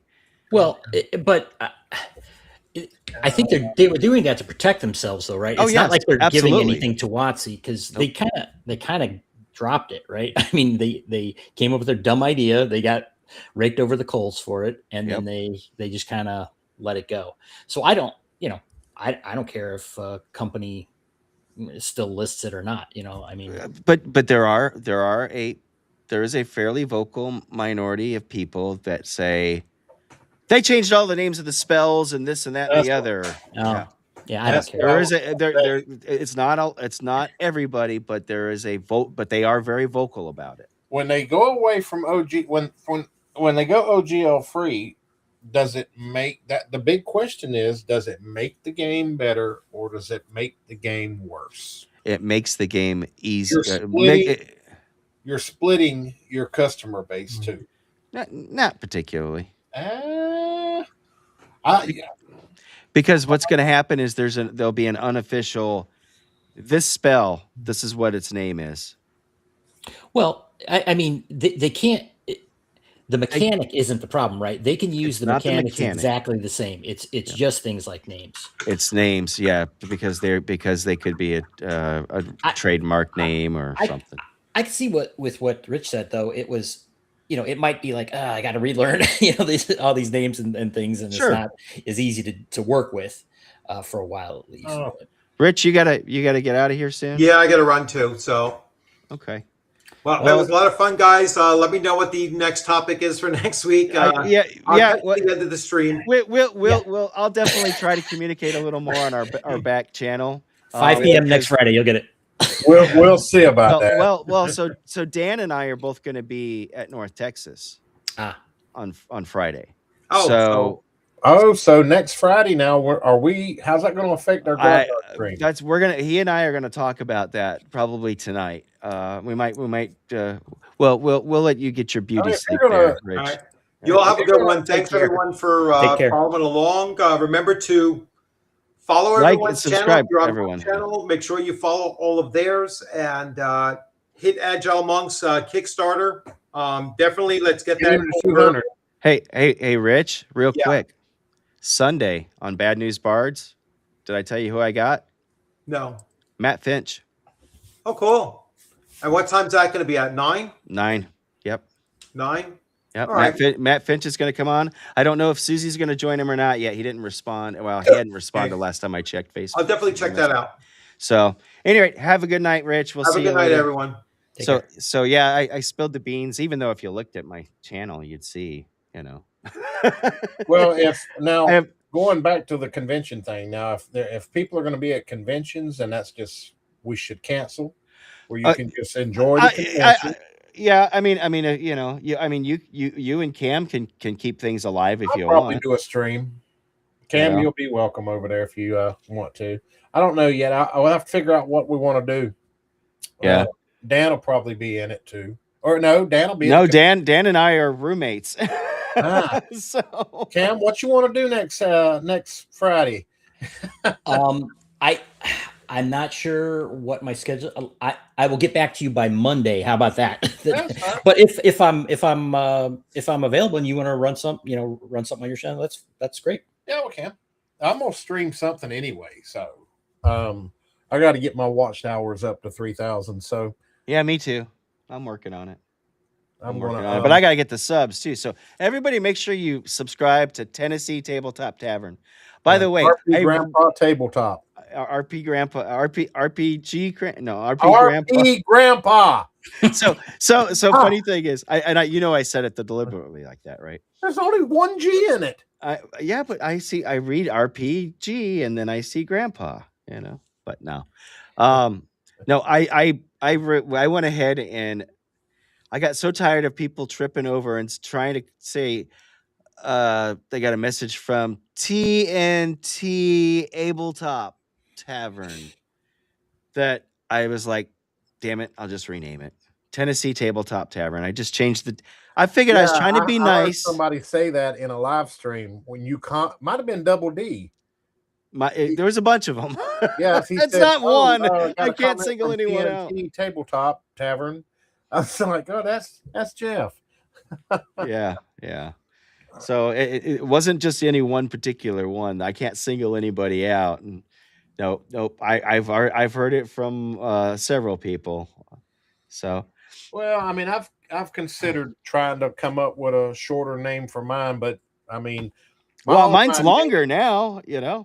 mine's always been in PC gaming and such, and on message boards and stuff. It's always been RPGrandpa, but it didn't really fit for a TTRPG channel, so I said, screw it, RPGrandpa Tabletop, and I'll just stick with it.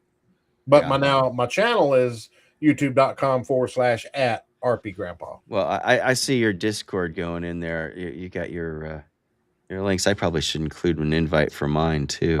I need to rename my Discord too. Yeah. It's still Neutral Ground. I've had that Neutral Ground name for years. I renamed mine from to Tennessee Tabletop Tavern because it used to be Scale and Scroll, but that was the name of the Scale and Scroll Gaming Company. Hey, Chris will come on your show. He wants to talk about Dark Sun. That's his thing. Experience about Dark Sun. Never played in it. He loves Dark Sun. He's doing DarkCon up here in Knoxville. Nice. So he's going to be doing a con that's all Dark Sun themed. Chubby's supposed to come up. He's supposed to be the guest of honor. Yeah, I remember that, Joe Rice. Saturday nights. I had when we played on Saturday nights, I named our group Saturday Nights with a K. Yeah. So that was a while back. Didn't somebody else did Saturday Night Special? I think Tenkar did a Saturday Night Special. Yeah, kind of a play on the fact that he was NYPD back in the day, plus the fact that he, Saturday night. With him because I'm 28 years law enforcement, so me and him probably have a lot to talk about. Yeah. Me, I'm just a, I'm support guy for the local emergency management. That's all I do. I'm a volunteer.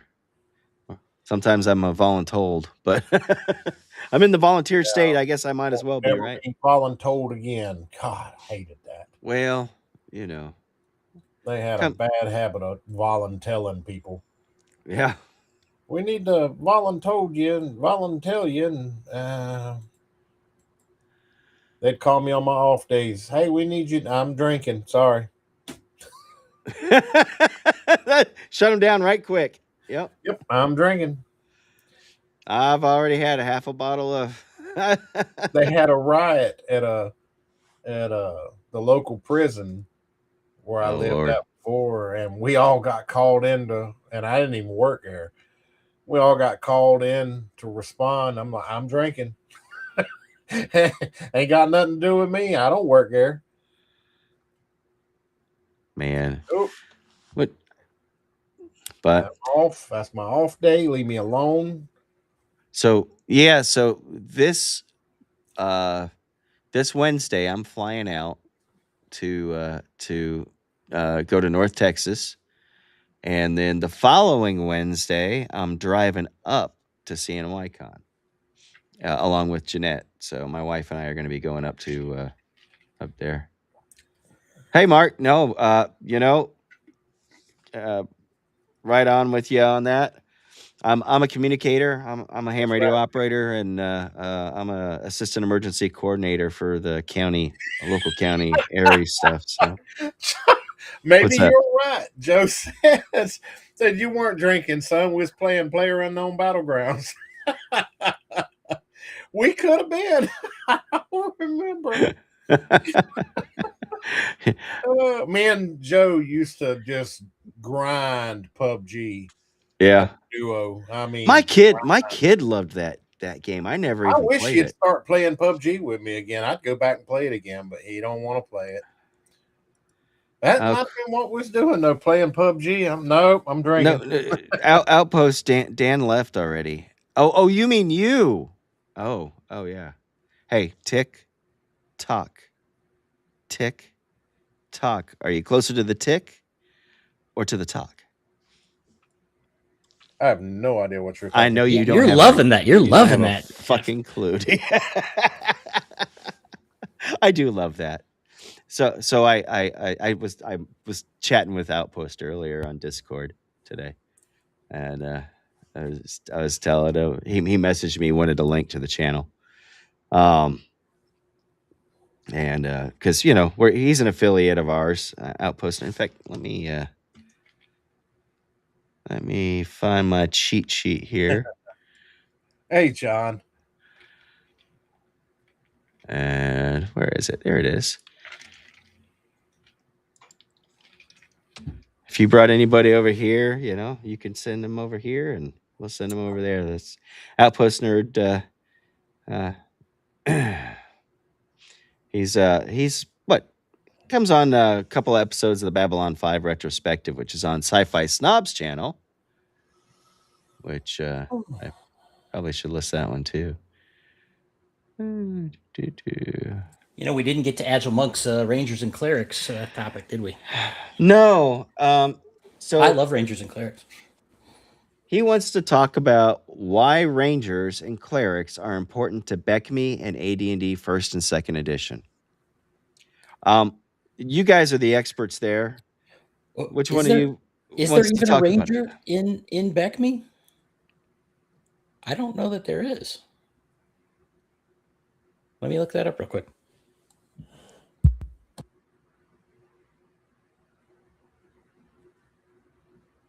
The Greek people?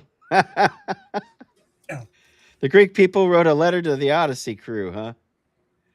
Dear Odyssey people. Don't. Stick to Agile's question. Cultural assimilation. Get me started on I know.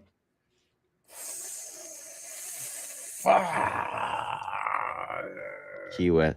Okay. I'm sorry. According to a quick search, there is no Ranger in BECME.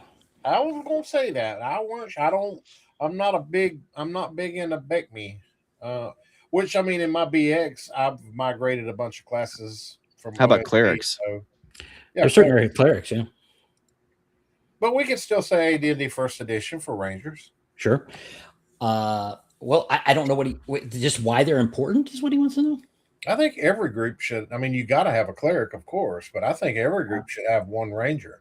Oh, I got a question. I'm gonna post it in the Discord. Cool. Carry on, y'all. Okay. No, Well, next week. That's what I want you to do, man. Yeah. I just come up with a question. Dan says he'll be drunk at North Texas for this, so that should be fun. I think Agile has left the chat, but see now maybe we should hold off because he's not here to enjoy our musings. We could do that if Agile doesn't speak in the next 2 minutes. That should be more than enough time for the stream to catch up with him. Then we'll save it for another one here. I'll post. I like playing clerics. I played a cleric. It's fun. It's one of the classes I didn't really play a lot in the old days, either. but it's but thinking about it, even BX, let's say, it's you get to hit shit and turn shit. Exactly. Well, it's a very powerful and cast spells and then heal, spells. right? I mean, think about that. It's what's the limiting factor in so many games of whether you continue, right? Hit points, right? Obviously spells, but hit points. If you got hit points to go on, you can go on. And with the way the old systems work, the healing, natural healing is insanely slow. So one spell does 6 days worth of healing, for example, natural healing. I can't imagine that anyone wouldn't have been heavy with healers in the old days because the way it worked, the calendar, being real world and all that, or whatever, the way they used to play. And just the fact that it would take, so you'd say, well, okay, I'm going to be out for 10 days of game time, game and real time, while I wait around to heal. It's also why I am in love with the idea of playing a first edition druid. I think that is a unsung hero of first edition, maybe, although I'm sure there are plenty of people that have played it. Yeah, Outpost wants to create a trickery domain cleric. Hey, They- Advanced fans. Smoking. Trickery. Let's see. Okay. Wear a green mask. Funny. Oh, old school essentials, Joe. Well, the last question I had on the thing, other than that, I mean, I got a couple other things I was saving for the next time. Where is it here? What system have you not played that you really want to play? Never played. Never played, but you want to. That's a good question. Well, Is that the type of thing that we should think about? no, I mean, I have I one. already know. Go I ahead, have James. one sitting on the shelf. What's James, yours? you go. No, go ahead. You was talking. I just said I already have my answer. So Okay. Well, that's what I was going to say. What's your answer? The One Ring. The One Ring. Ha ha. That's Okay. Necrotic Gnome did that, right? Huh? No. Necrotic- One Ring or- is Free League. Free League. Yeah. That's right. It's I missed them too. I mean, it's probably the best Middle Earth system between Adventures in Middle Earth, or now it's called Lord of the Rings 5e, and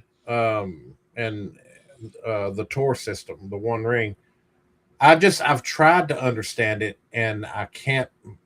My old ass head can't grasp the rules, and I'd like to find someone running that game and play it and play in it.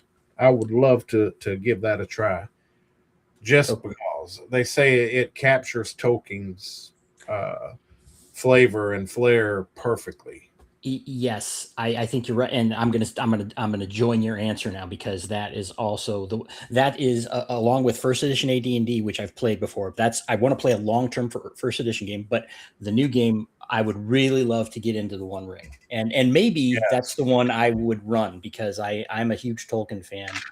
I haven't run it yet, so I'm not sure how I would enjoy it. But reading it seems really cool, though. I like the system that it's like made to represent Tolkien stuff, his themes and the way that his stories play out very well. And then once I get settled here, still working on it, but once I get settled, maybe I sit down and just start reading. I got the books. Well, I got the PDFs. I bought the Adventures in Middle Earth 5e core books, but I can't do the 5e thing. And yeah. I may start by that is a big. I may buy the One Ring core books and start reading. I've got the PDFs, but I've got them all, including 2 different starter sets. They came out with two different ones, and this is I've got all the PDFs. Even though I've bought into all those. Even though I don't understand it, it's just it's Middle Earth, and I mean I've just sitting there reading those books. You feel like you're reading a Middle Earth book. Yeah, they do a great job with it. I don't get that with Lord of the Rings 5e or Adventures in Middle Earth, which basically, and I'm gonna make another point on that.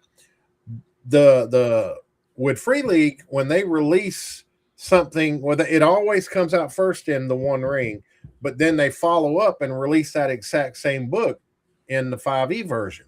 Right, same and content. you can read both of those books, and you do not get the Middle Earth feel from the 5e books. It feels like 5e D&D. I agree. The mechanic does not match Tolkien very well at all. I mean, the journey system that they have, shadow, where you get shadow points. How they have the which I don't know how they do the resting or sanctuaries. Like you can turn civilized locations into a sanctuary and gain benefits from it. That's just I love that. Mm-hmm. All right, you and I might be able to delve into this together. And there you go. There's your topic for the next week. Well, don't neither one of us know a damn thing about it yet. Yeah, it'll take a while to read through it. That's okay. Just give Kim a week. He's good like that. Trust me. Anyway, let's get back on Cam, track. I may sign you up for another gig there. Jeff, you didn't answer that question, so your turn. Okay, so I was trying to pin some through the chat because somebody said two of them that are on my list, and that is Traveler and Call of Cthulhu. Huh. I have both. I acquired Traveler last probably 2 years ago. Haven't had the opportunity to play it. I have the 2024 update and everything. I got the previous printing, and then I've got the 2024 up. I think the previous printing actually is more pretty, but I could see why when they decided to do a reprint with some errata and updated it, that they didn't like all the black on white or the white on black rather instead of the black on white. There's like multiple pages in the earlier printing that was just pages of black ink with white lettering. So you can imagine the cost of that. But Traveler is one of them. And of course, there's a lot of different editions of it. The other one is Call of Cthulhu, and I picked that up last month. And I've got one adventure book that's got 3 different adventures in it. So I would like to hopefully, maybe in North Texas, I can grab a pickup game of Call of Cthulhu or something like that and kind of get a feel for it. I think that would be kind of a fun divergence, if you will, from the normal fantasy stuff, And then, of course, I'm a huge sci-fi guy, right? So, of course, Traveler. Sure. Well, the other one that I have, but I have never played, is Castles and Crusades. I would like to at least give it a shot. I have played it. I want to run it. I've been pestering you about that for about 6 months at least, right? Well, it just so happens Summer of Siege starts June 1st, and I'm getting pestered. No, I'm not. I'm using the term loosely here. You have really been pestering me. When are you going to play? When are you going to run it? When are you going to run it? But we could do a game if we can come up with the day that we can actually do it. Yeah. And we could just do a one shot. We can do a limited series or whatever. I had talked to the guys about doing it on the Monday night game at some point, but it doesn't seem like the others are that interested in it. But we'll get spotlighted by Trollord Games. We'll get on their list for the Summer of Siege and all kinds of stuff. So that's cool. That would be cool. Of course, we've had the trolls on several times. Steven Chenault. We even had a wild Davis showed up until his computer died. Just real quick, Gary in the chat mentioned that there are solo rules for the One Ring that I think I have them downloaded. I don't remember where they were published, but I have a downloaded rule set for that, but I haven't delved into it. I have a One Ring question too for both of y'all, if y'all know, and everybody in chat. So I'm on RPG or Drive Through RPG, looking at the One Ring, and I was thinking about going ahead and ordering that One Ring starter set for $20. But my question is are all the One Ring stuff that I'm looking at on Drive Through RPG, are they print on demand, or is it coming straight from Free League? Because print on demand is shitty. I don't want that. Yeah, I don't know why. Anybody answer that for me? I don't know. I don't know why they would allow it. Isn't Free League based over in Europe somewhere? Yeah, they're Swedish. Well, it says it's the Free League Publishing is who's selling the books. Well, I'm wanting to lean toward that it's not print on demand, but I don't know. Anybody in chat know? The One Ring is sold via Free League's website if you want the good copy. Yeah, but it's in that KR. The One Ring is sold. Oh yeah, Krona. It's in Krona. Yeah, Dan, you. I think I've ordered from them before, and it wasn't a problem. I was looking at it on Free League website, and it's like the KR currency. And that's Swedish krona. Yeah. So does it auto convert? Yes. Yeah. I mean, does it do it in the cart? Yeah, I think it will. If- Again, I didn't order it through free. I ordered it through Free League, not drive through. But If you get it, if you get it through drive through, you probably won't get hit with that that foreign transaction fee. If you do it from them, you probably will. Super high. You know what? I wonder if it's on Amazon. Let's see here. Amazon. Because my bank has super high security, and they. Let me tell you, man. I bought a T-shirt when I was out at the Jackal concert weekend before, and I had bought something to drink, something for me and my wife, and in Maryville, Tennessee. And then next thing, I'm trying to buy a shirt, and of course, it's coming from where was it? Somewhere in Georgia, Smyrna or something like that. Wherever Jackal's from. Looking at. Oh, I'm sorry. I apologize. No, that's all right. No, continue. I'll come in next. That's okay. Dan would be saying squirrel, but at any rate, yeah, they red flagged. They declined it the first time, and I'm like, I know the money's there, and then I'm like, try it again, and she stuck it in instead of tap it, and it went through that second time, and then we were walking out because the show was already over, and then my phone goes off with a text message, fraud alert. Was this you? And I'm like, yeah, that was me.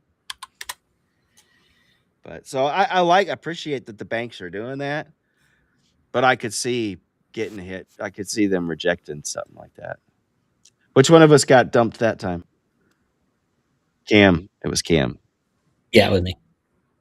You know, they changed. They used to have little stars on the things in the chat here, and now it's a little push pin.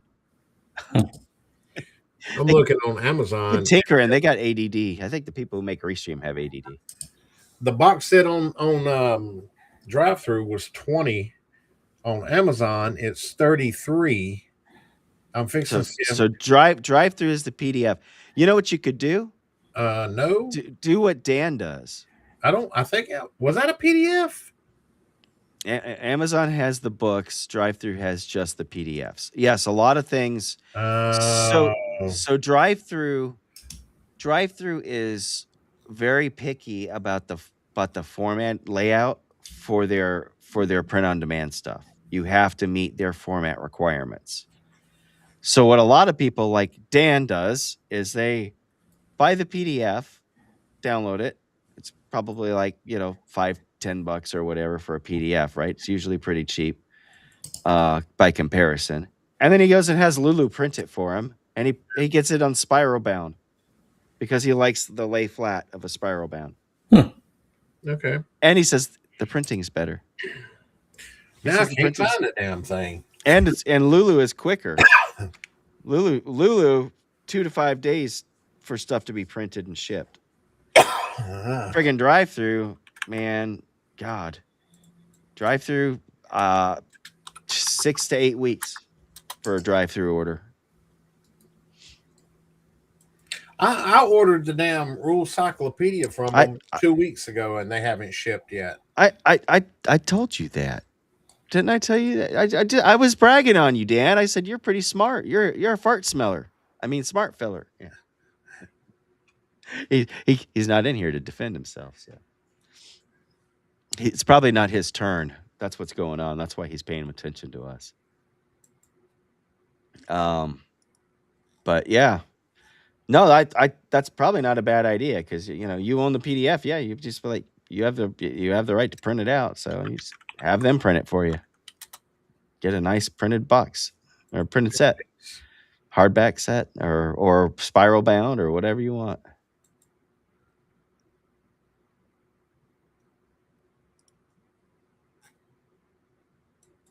Yeah, it depends. Some maps, like the maps that I have that came from his name is I can see his face. I can't think of his name here. Rob Conley. They're really nice, but they were ordered the high quality maps from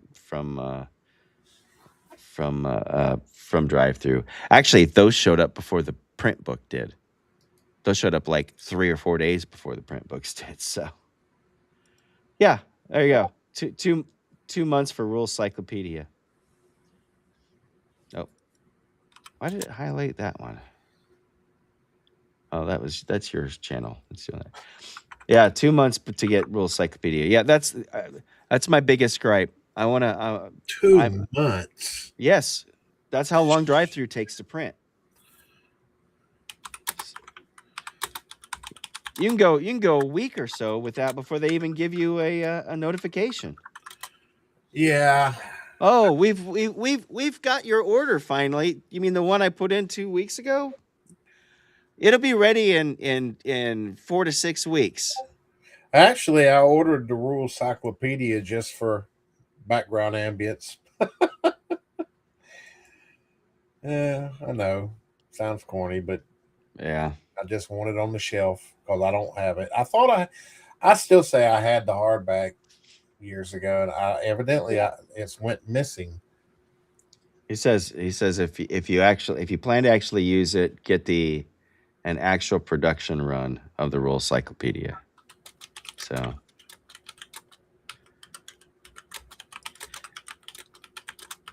well, yeah, of course. But why would I order 5 copies of something? Yeah. I'm half tempted to cancel my drive-through order because I seen, which it won't be new, but I don't know. Well, at this point, how long you been waiting? 2 weeks. If you started over again. So I know this is true if it's 5 of the same thing. I don't think it's true if it's just 5 different things, because each thing has to be laid out differently. So, but No, I got the hardcover one for the POD. yeah. I had the option for soft cover, but I went ahead and got the hard.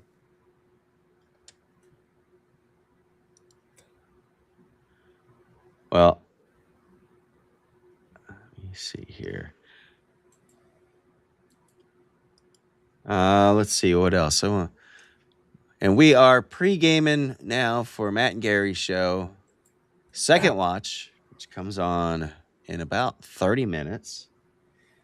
Well, tomorrow I will be streaming 2 different times over at just at RPGrandpa on YouTube. Be doing a 12 noon lunchtime with Grandpa stream. Who's on with that with you? Nobody. I'm just gonna. Oh.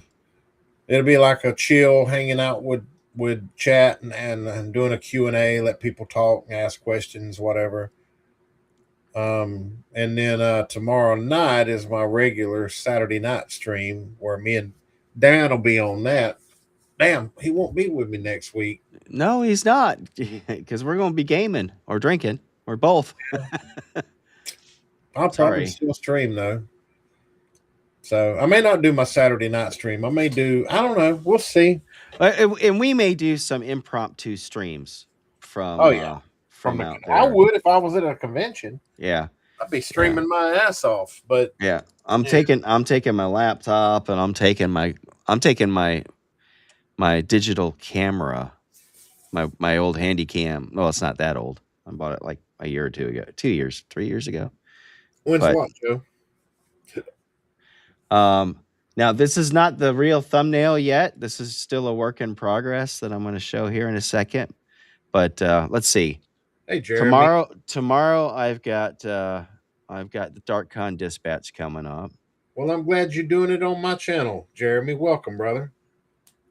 Yeah, make sure you like and subscribe to mine too. Don't forget, sub to RPGrandpa Tabletop. Everybody.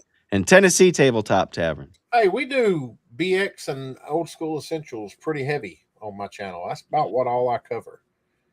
Yeah, I don't really do much AD&D or BECME. It's pretty much BX and OSC. Yeah. So if Yeah, you you're like you're those systems, come on by. you're narrow. Yeah, I get it. Yeah, and that's good. You've got your niche, man. I'm a little broader. I'm OSR adjacent. I'll even talk 5e or talk Well, talk I mean, about what did Watsy. Well, how did Watsy shoot themselves in the foot today? I I was I just never felt the need to branch out. You know, I get it. I liked what I was playing, and I mean, this was way back when I wasn't even thinking, it streaming and stuff and having a channel and all that wasn't even in the cards. It was just, um, Yes, I'm in Knoxville. I Joe. enjoyed it. But and who was that? The Dragon? Oh yeah, Yeah, Dragonlance. I'm actually in between Chattanooga and Knoxville. So Oh, speaking of Dragonlance, I'd like to pump a couple of guest interviews that I'm going to have for live streams. Probably my first one, and I got to get back with him sometime. Is John Christian. He is the head honcho and editor and writer and everything for the Dragonlance Vault of the Undying series. It's an 8-module series that takes place in starts out in Solamnia, but it's during the War of the Lance. I've been talking with him a bunch, and I'm gonna have a live stream with him, and then I'm also setting up a live stream with Trampus Whiteman. He is the owner of the Dragonlance Nexus and the Facebook Dragonlance group that's got about 19,000 members. We're going to do a live stream with him and just talk all things Dragonlance. So 2 Dragonlance live streams coming up, and a third, if I can ever get in touch with him, I'm trying to get a hold of Tracy Hickman and doing a live stream with him. So that one's been a struggle. So I got stuff coming, and it's not RPG Grandpa. it's RPG Grandpa. You can't say that You're because you're in absolutely somebody else's channel, damn it. RPG Grandpa. You got it right. That's it. Just like RPG Grandma. RPG Grandpa and RPG Grandma, they split up years ago. Yeah. No. But no, and I'm a big Dragonlance fan. Just kidding. Probably Just my kidding. favorite setting of all time. God, I'll get her wrath. I don't want to be on RPG Grandma's side, bad side. Jeff, did you ever read your damn Chronicles? I'm still reading it. Are you still in book 1? Yes. You ought to be a damn shame to yourself. You've been reading book 1 for 6 months. Yeah. Well, I gotta find. Dude, I work too much. I'm salary, man. Well, I mean, I've been trying to listen to Chronicles audiobook, and while it's fantastic, It's the not the Audible same. book, I keep falling asleep in bed listening to it. I've listened to And then you got to figure out at what point you got to rewind on an audiobook and figure out. Yeah. Literally, I have, when they're at the Forest Master in Darkenwood, I have listened to that and dozed off, I bet you, for 2 weeks straight. And I was just like, I woke, and then when I wake up, I'm like chapter 9. So I'm trying. My channel, Jeremy. Yeah, let's put them in is Tennessee Tabletop Tavern. It's No, it's not even. I spelled it out, Mac. I changed it because people kept on tripping up trying to pronounce it TNT Abletop. Kind of like everybody says RPG Grandpa. Well, people are going TNT. Oh, Abletop. Oh yeah, we hit 702, I believe. Let's see here. I haven't checked. Yeah, we hit 7. We broke 700. I'm at 7. But you started a long time ago and then kind of took a Actually, hiatus, right? I've been saying that I didn't really find focus on my channel till 4 months ago. Well, that's when I started. Was 4 months ago. I deleted everything because I took like a 9-month break. So when I hit the 4-month mark, everything past that's older, I deleted it this morning. because all it was me bashing WotC and Hasbro and Yeah, it gets old after a making while. fun, Right? and it just, I don't want that on my channel. So I deleted like 80 videos. I want my channel to be a 4-month-old. That's when I had 130 subs 4 months ago, 132 subs. And that's where my channel started. And most of those subs are, I don't even know if they're active YouTube accounts. So my channel is 4 months old. Yeah, but you had all the subs from before. I had 132, and the majority of them, I don't even think those YouTube accounts are even active. I really don't, because I was looking at my older subs. I don't recognize hardly any of those names. There's a couple that's been around that long, but 98% of them, I haven't seen none of those people. So it's just something I just cleaned up my channel, and I want my channel to be 100% BX OSC or just OSR. And I mean, sure, I'll get in there and throw shade and kick rocks at WotC every now and then when they really But do. that you can only do that so much, Yeah, right? I mean, I mean, I can only do that so much. I'm trying to keep it to where if WotC is doing something and it involves or has something to do with the OSR, then I'll probably cover it. Like the Luke Gygax stuff, Yeah, with the Greyhawk. I mean, that's connected to the OSR in a way, but yeah. Appreciate it, I'm one of man. those with audiobooks, Gary, where I can't be doing anything else. I can't be playing it on over here and surfing the net, because my attention has to be focused on what I'm doing. I do not right now, but it won't be long, and I'm going to kick my stuff back into gear. I think Jeff does. Or are you running anything, Jeff? Right now, Yeah. I'm Jeremy running. was asking. No, I'm not running on Monday nights. We have, although I'm not sure how that's going to work since Dan and I. Well, we'll probably have a game this Monday. Might have a game actually next Monday, because even though we're going to be at North Texas and CNY, that's not Monday. Monday and Tuesday, both weeks, I'll be here. Mondays right now, Dan is running Hyperborea, so I'm playing in his Hyperborea game. I was talking about possibly doing something maybe with Cam and finding a couple other people to do like a Summer of Siege game for Under Castles and Crusades. I would love to do that. I'm even thinking about running Keep on the Borderlands or something like that. But you can't go wrong with Keep. Yeah, I've figured doing it that way, we can have different people rotate in and out, and because you can do it West Marches, right? Yep. Because you're in the keep, so you can go out and whatnot. That's the ultimate sandbox Yeah. adventure that can be expanded. And I mean, the Borderland region, just start throwing isolated adventure modules in it and just boop, boop, just let them dot around. And then as they level up, you can remove the other ones, and I love it. Yeah, and that game, by the way, will be on my channel, Tennessee Tabletop Tavern, all spelled out now. What is your? I got to look and see what your URL is now. Let me. It's at Tennessee Tabletop Tavern. Let's see here. Instead of that game, by the way, will be. But we are doing the game on Monday, and presumably the following Monday. Maybe not the following Monday.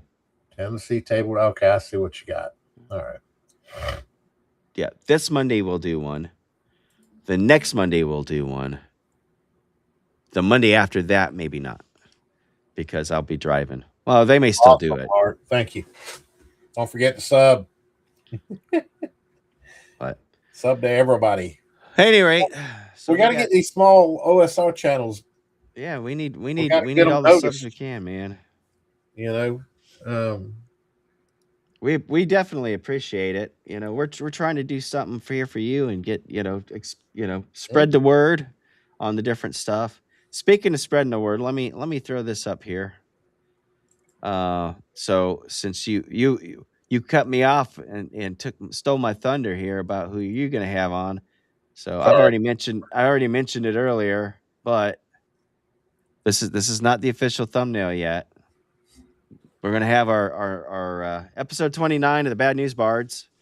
It's the second in our series, Kicking It Old School, and that's Richard. He's at Unscripted and Unchained Tabletop Reviews or something like that. that's not who this is. No. Joe Rice was This asking. is Matt Finch. Matt Finch. He was asking who the other fellow was. Yeah, there you go. DM Bloodworth. Yes, at DM_Bloodworth. BLUDD. I mean, I got 17 in chat now, so I didn't even need to answer that. Go ahead, brother. Continue. Sorry. Hey, I'm trying to help one of our fellow members here. I get it. Any rate, the Godfather of the OSR. That's what I'm calling him. He worked on Sword and Wizardry and Osric both, and he's the head guy in charge of Mythmere Games. He's got a Kickstarter coming out in less than 2 months. Actually, it's a month and a week or so. So, which I found out about just by looking up. Oh, look, I looked him up. Hey, he's got a Kickstarter starting in 36 days. I'm like, what? So this will be but I think it's looking somewhere around July is when it's supposed to kick off. And it is for Sword and Wizardry. So there's even a Night's Dark Terror is a ridiculously good module. He also has, and I'm gonna make sure to ask him this, but he worked on a system for doing sci-fi games too, based on Sword and Wizardry. So, and I've heard a lot of people. Greg Gowron has really talked up Sword and Wizardry. You name it. So, oh, we lost Cam. Where'd Cam go? Oh, That's all right. I gotta add you back. I gotta add you back this time. Who? He's got superpowers. He just hasn't. Wasn't my fault. Wake up, Cam. No. And let's see what. So we got a Bad News Bards coming up Sunday. I know, Cam, you do double duty on Sundays. Indeed. So, what's going on Top Lofty Lounge on Sci-Fi Snob? We're talking about that thing you hate. The I don't hate it. It's just not my thing. Sure, it's I'm just there for the jokes. We're exploring what we hope will end up being a sci-fi reveal for the Amazing Digital Circus, which is a very popular show with the younger set. And the movie is releasing next Thursday, so we're trying to get that done ahead of time. And I've got something from Madman that he just posted. It says apparently the person who single-handedly saved the original cutting, or saved and did the original cutting of Star Wars died. George Lucas' first wife. Marcia Lucas passed away apparently. So sad. That's sad. She did. If it wasn't for her, it would have been cut completely different. What happened? Nothing happened. Where'd you go? Restream happens. Yeah. Hey, Restream, you got to fix this, man. You got to fix this crap. We don't have that problem over in StreamYard. I'm just saying. Yeah. You just change tab on your browser though, and it stops your audio and video and everything. Well, why the hell are you tabbing around? Dude, I have 4 screens. I run a 3-screen. Don't tab. Just open up a browser on the other monitor. I can open up as many tabs as I want, and I have a problem here. We ain't had no issue. I can't see what I'm doing. I can't see what you're doing, but I can up here because I'm watching on your stream now. But yeah, on tomorrow now with my 12 o'clock noon stream, that'd be a good place. If you got questions about BX and OSE, I'll do my best to answer them. I seen Jeremy was looking for advice and all. So yeah, y'all are all welcome. Just come hang out. So Mark, you want to tune in? You want to tune in Sunday, 9 p.m. Eastern, because we're going to be talking to the guy who created it. So this is the guy who created Sword and Wizardry. You know, it's all his baby, and he's got a sweet set right now that you can pre-order. I think the first run of it, they already sold out of the first run, but now you can pre-order for the next run. So we'll find out the scoop on Sunday at 9 p.m. on Tennessee Tabletop Tavern. And with that, anybody else have anything else to say for the chat tonight? Just thanks for coming. We do appreciate you. Like, subscribe. If you haven't already jumped on Agile's thing, Consortiums and Zendrio World Lore book. Check before you go. See if you hit 200. Let's see here. He's at 201. Yes. So he's real close. It's refreshing now. Let's see. There it goes. Nice. 201. He's 201. He's really close to 22K. Nice. That's awesome. Agile's a good dude. Agile is a great dude. So I wish him all the success with this project. Yeah. Yeah. But in fact, if you look at that, I think I have that graphic up here too. We had if you want to get a feel for what it was that we had, we did a stream here.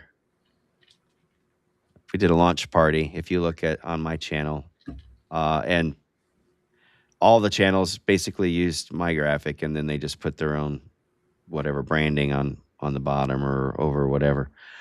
And then we did an after party later on that evening. So if you want to watch it, you could start off with the Twitch stream or the YouTube stream for Troll Lord Games on the other night, and then the other afternoon, and then all the way until how late did we go, Cam? 1, 12? 1:30? That's past my sleep. It was a long ass day because I was working, and then I had to do our stream, and then of course I had to watch Mike's stream, Erudite DM, and then I had to watch Roger's stream, and then I had to then I had to join back in for the after party. You just took it easy and took a nap and relaxed for that one though, didn't you, Cam? Yeah. Yeah, I don't blame you. But any rate, if anybody has an TNT, I see that. That's why I rebranded. Yeah. Well, you know what? You come in and ask, and we'll ask him. Why isn't it? Are they going to make it? Because there's one thing that I learned that I was surprised. The Ostrich 3.0 books, you can get them in landscape. Did you know that? There is a landscape print, and I want to know what the difference is. Stays open easier on the table. Well, and how's the page layout? I'm curious about the difference of how the layout is, because are the pages turned sideways and so you're flipping it long? I can't imagine. I wonder if they print 2 pages, to one, you know what I'm saying? Like 2. Yeah, but then they would be awful small. Yeah, that would be. Yeah. Anyway, I don't know. Hey, we'll let's find ask out. him. Yep. So, But All right, yeah, let me. Where did that go? There it is. All right. So, any rate, so yeah, that's going to be this Sunday. Like I said, this is a work in progress graphic, but it'll probably be pretty close to this one for the thumbnail. And with that, I think our watch is just about ended. yeah. Number 3, Grognards Oh, Assemble comes to a close. you guys don't watch Matt's show very often, do you? Watched it last week. Did you? That's how they close their show is. And with that, our watch has ended. No, it's usually because you're so hammered at that point, you got to end the show. I love those guys. I love those guys. They are going to be in North Texas. So am I. So is Dan. So if you're going to be there, look for me. Hit me up on Discord. Is Richard going? I don't think he's going to North Texas. I think he's going to AutoCon or something. Or is that this weekend? I don't know. He might be going to North Texas. I don't think he is though. I don't know. Any rate. Yeah, I get it, Mac. I get it. $90 is it really for the the PDFs are pretty inexpensive, and send it to Lulu and have them print it. All right, with that, I'm going to go ahead and stop this in the stream. And everybody, y'all take care. I urge you to go check out Second Watch. Look for Lord Mattias. And that would be youtube.com/ Who did we lose this time?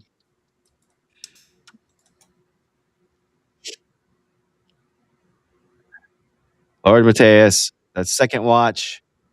Don't watch it if you're squeamish watching people drinking or because that will happen. I guarantee it, unless it's some Lent or East. Well, I don't know. I think is it Lent is a big one that you give up stuff for, right? I think that's what it was like. Yeah, I promised I'm going to abstain for the Lent for Lent. Yeah, killing me. It's killing me. All right, end of the stream. Let's go. All right. Peace out, Good night, y'all. everybody. Take care. Take care. Peace.